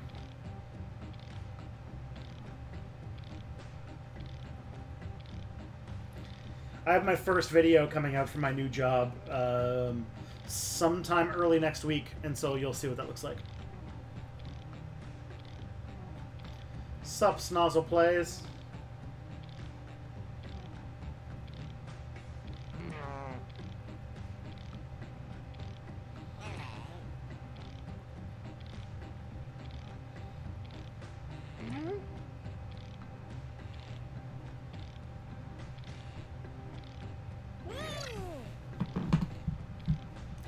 play GTA 5 for or Garfield Kart Race. They're both basically the same thing, right? I haven't played a GTA game since Grand Theft Auto 3. I think is the last Grand Theft Auto game I ever played, and I was like a teenager. I think that Grand Theft Auto 3 came out when I was like 14 or 15, and I haven't played it ever since. Oh yeah, so Catherine, just make sure to look at your phone. Because yeah, the stream is pretty far behind, and there's not much I can do about that.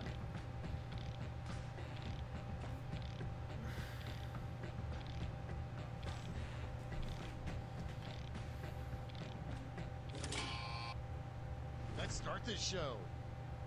Starting things off, the Four Horsemen wouldn't be as scary if they were the four blank men of the apocalypse. Oh my. Four rabbit men. The four Shapiros of the apocalypse? Oh my.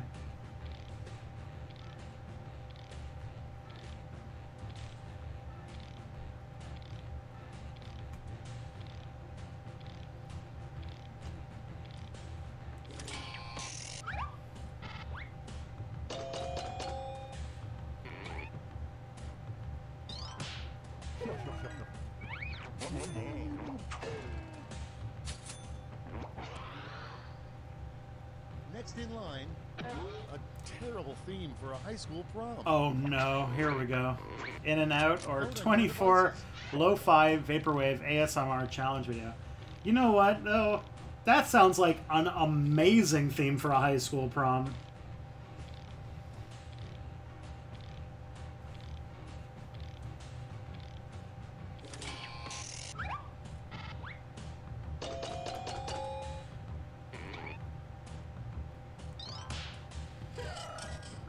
Friggin'...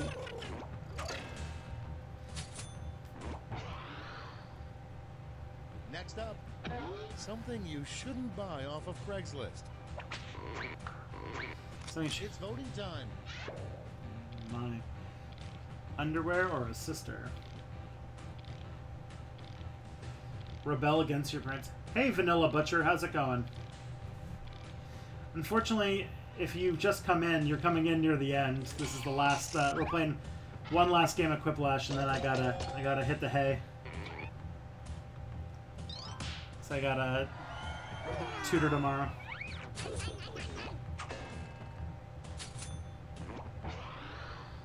Disappoint your parents' prom. Yeah. A sure sign that a drifter has been secretly living in your house. I actually, what's it called? I disappointed my parents at prom, I remembered.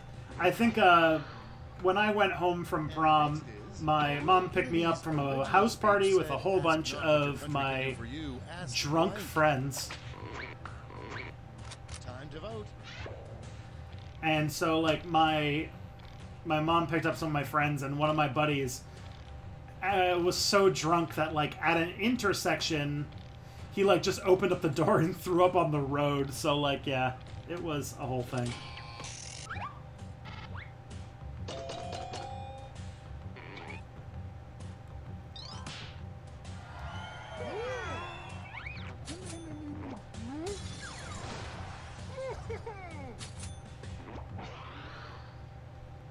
Coming up next, something you'd be surprised to see come out of a pimple you pop. Oh my, alright. Ben Shapiro or Petroleum?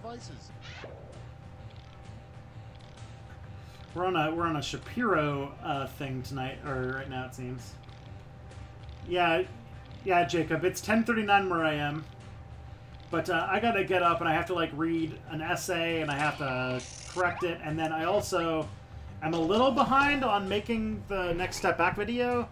Like, I have it recorded, I need to, like, edit it and do all the animations and all that stuff tomorrow, so I've got a pretty busy day tomorrow. Next in line, the weirdest thing you can buy at the Vatican gift shop. Oh my.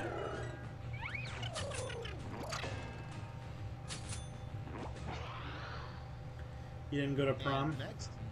Oh, it's not for everyone. Honestly, the after party of prom was way more fun than prom itself.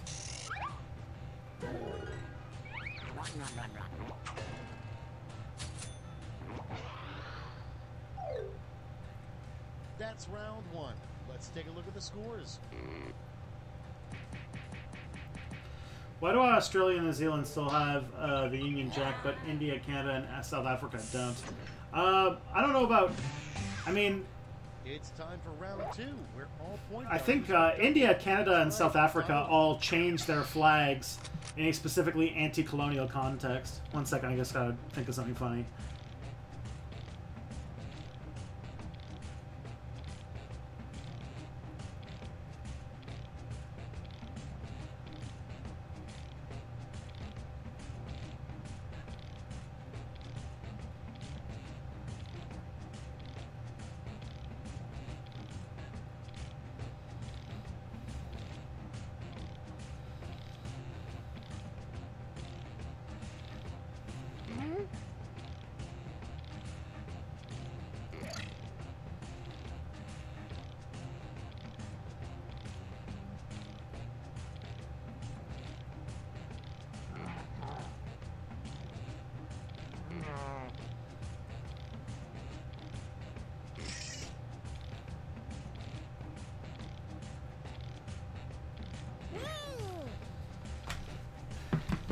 Yeah. So, in the case of, I think India changed it to specifically get rid of the Union Jack. South Africa, I think, might have as well. But Canada changed it in 1967 when we actually designed, we had a flag design contest. And 1967 was all about, like, Canada trying to become more of its own country. So that would not work well as a dip for tortilla chips.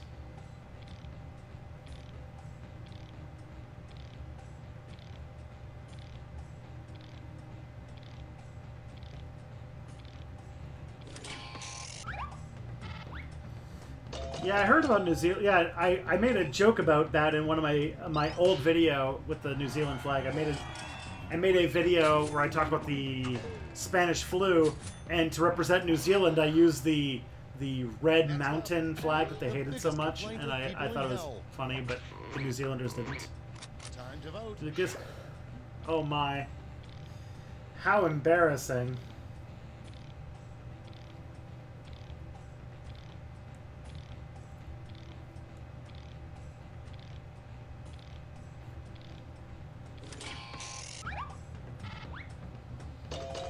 We recently actually changed our national anthem to be to have gender inclusivity, and for some reason that got a conservative backlash where they got rid of, like, they changed, like, all our sons for thee for all our something for thee. I don't know what it is actually, but people got really mad. It's voting time. Did you see the laser kiwi flag design? I did. I loved it.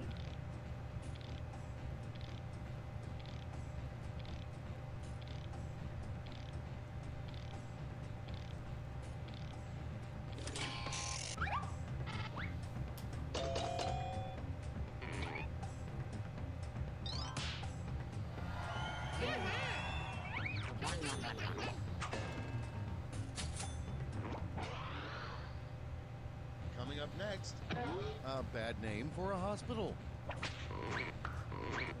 Time to vote. The red peak flag, though, I thought was just funny to use that. Bad name for a hospital.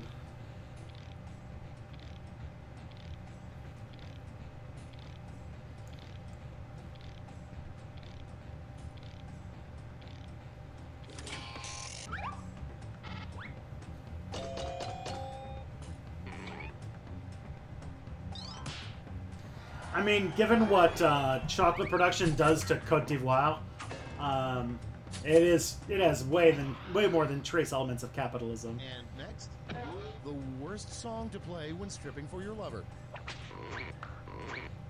Vote on your devices. The worst song to play when stripping for your lover.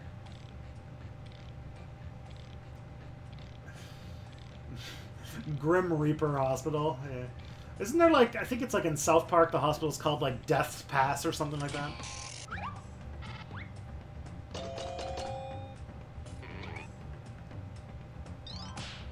Or Hell's Pass. Hell's Pass.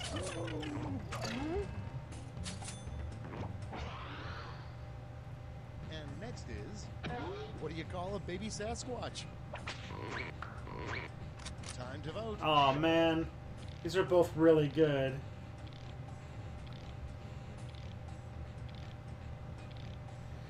Yeah, I liked the All Blacks flag for New Zealand worked really well. I know it's copyrighted, so they couldn't use it, but that would have been so good.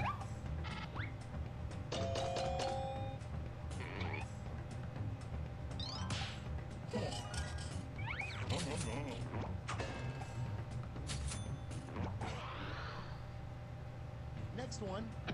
What happens to circumcision skin? Oh, jeez. It's voting time.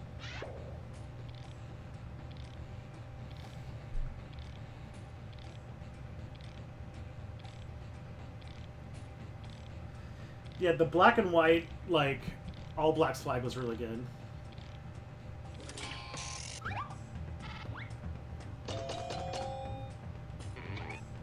Oh well, it's just a flag. I don't know. I don't get that worked up about flags.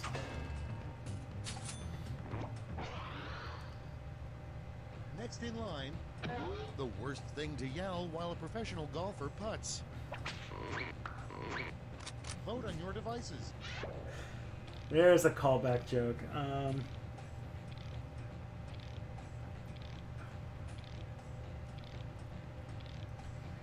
They use foreskin in skincare lotions and cosmetics, really? I imagine it's like full of stem cells. I thought they'd use it for that. Yeah, but like Vanilla Butcher, like, yeah, like, I don't know. Like, it did kind of look like the ISIS flag, like, from a distance, but like, now look at the world. Like, ISIS is like history, and New Zealand's still around. They should have future-proofed it.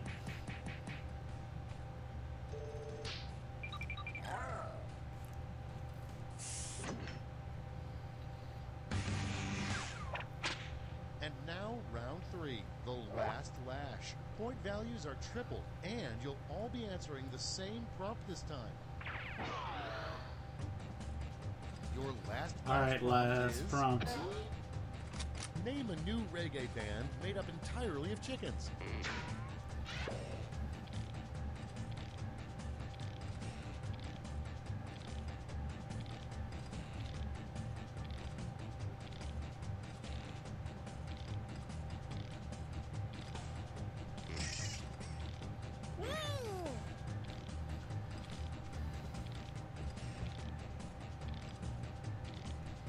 Oh, damn, I thought of a better one now that I used it. Oh, well. That's pretty cool. I'm glad that they don't just, like, throw it out.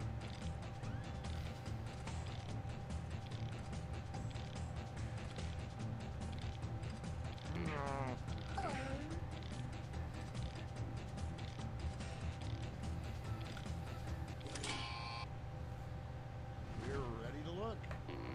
Apply your votes. Oh, man.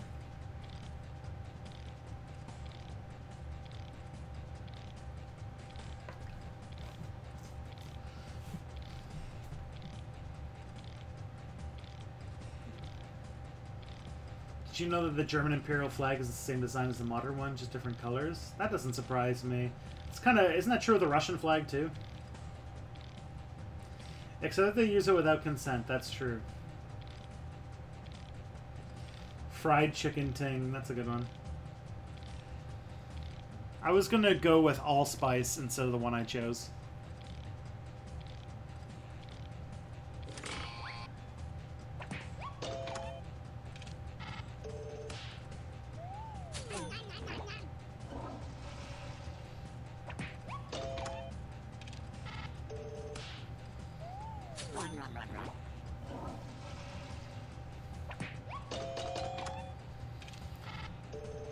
Man, now I want jerk chicken.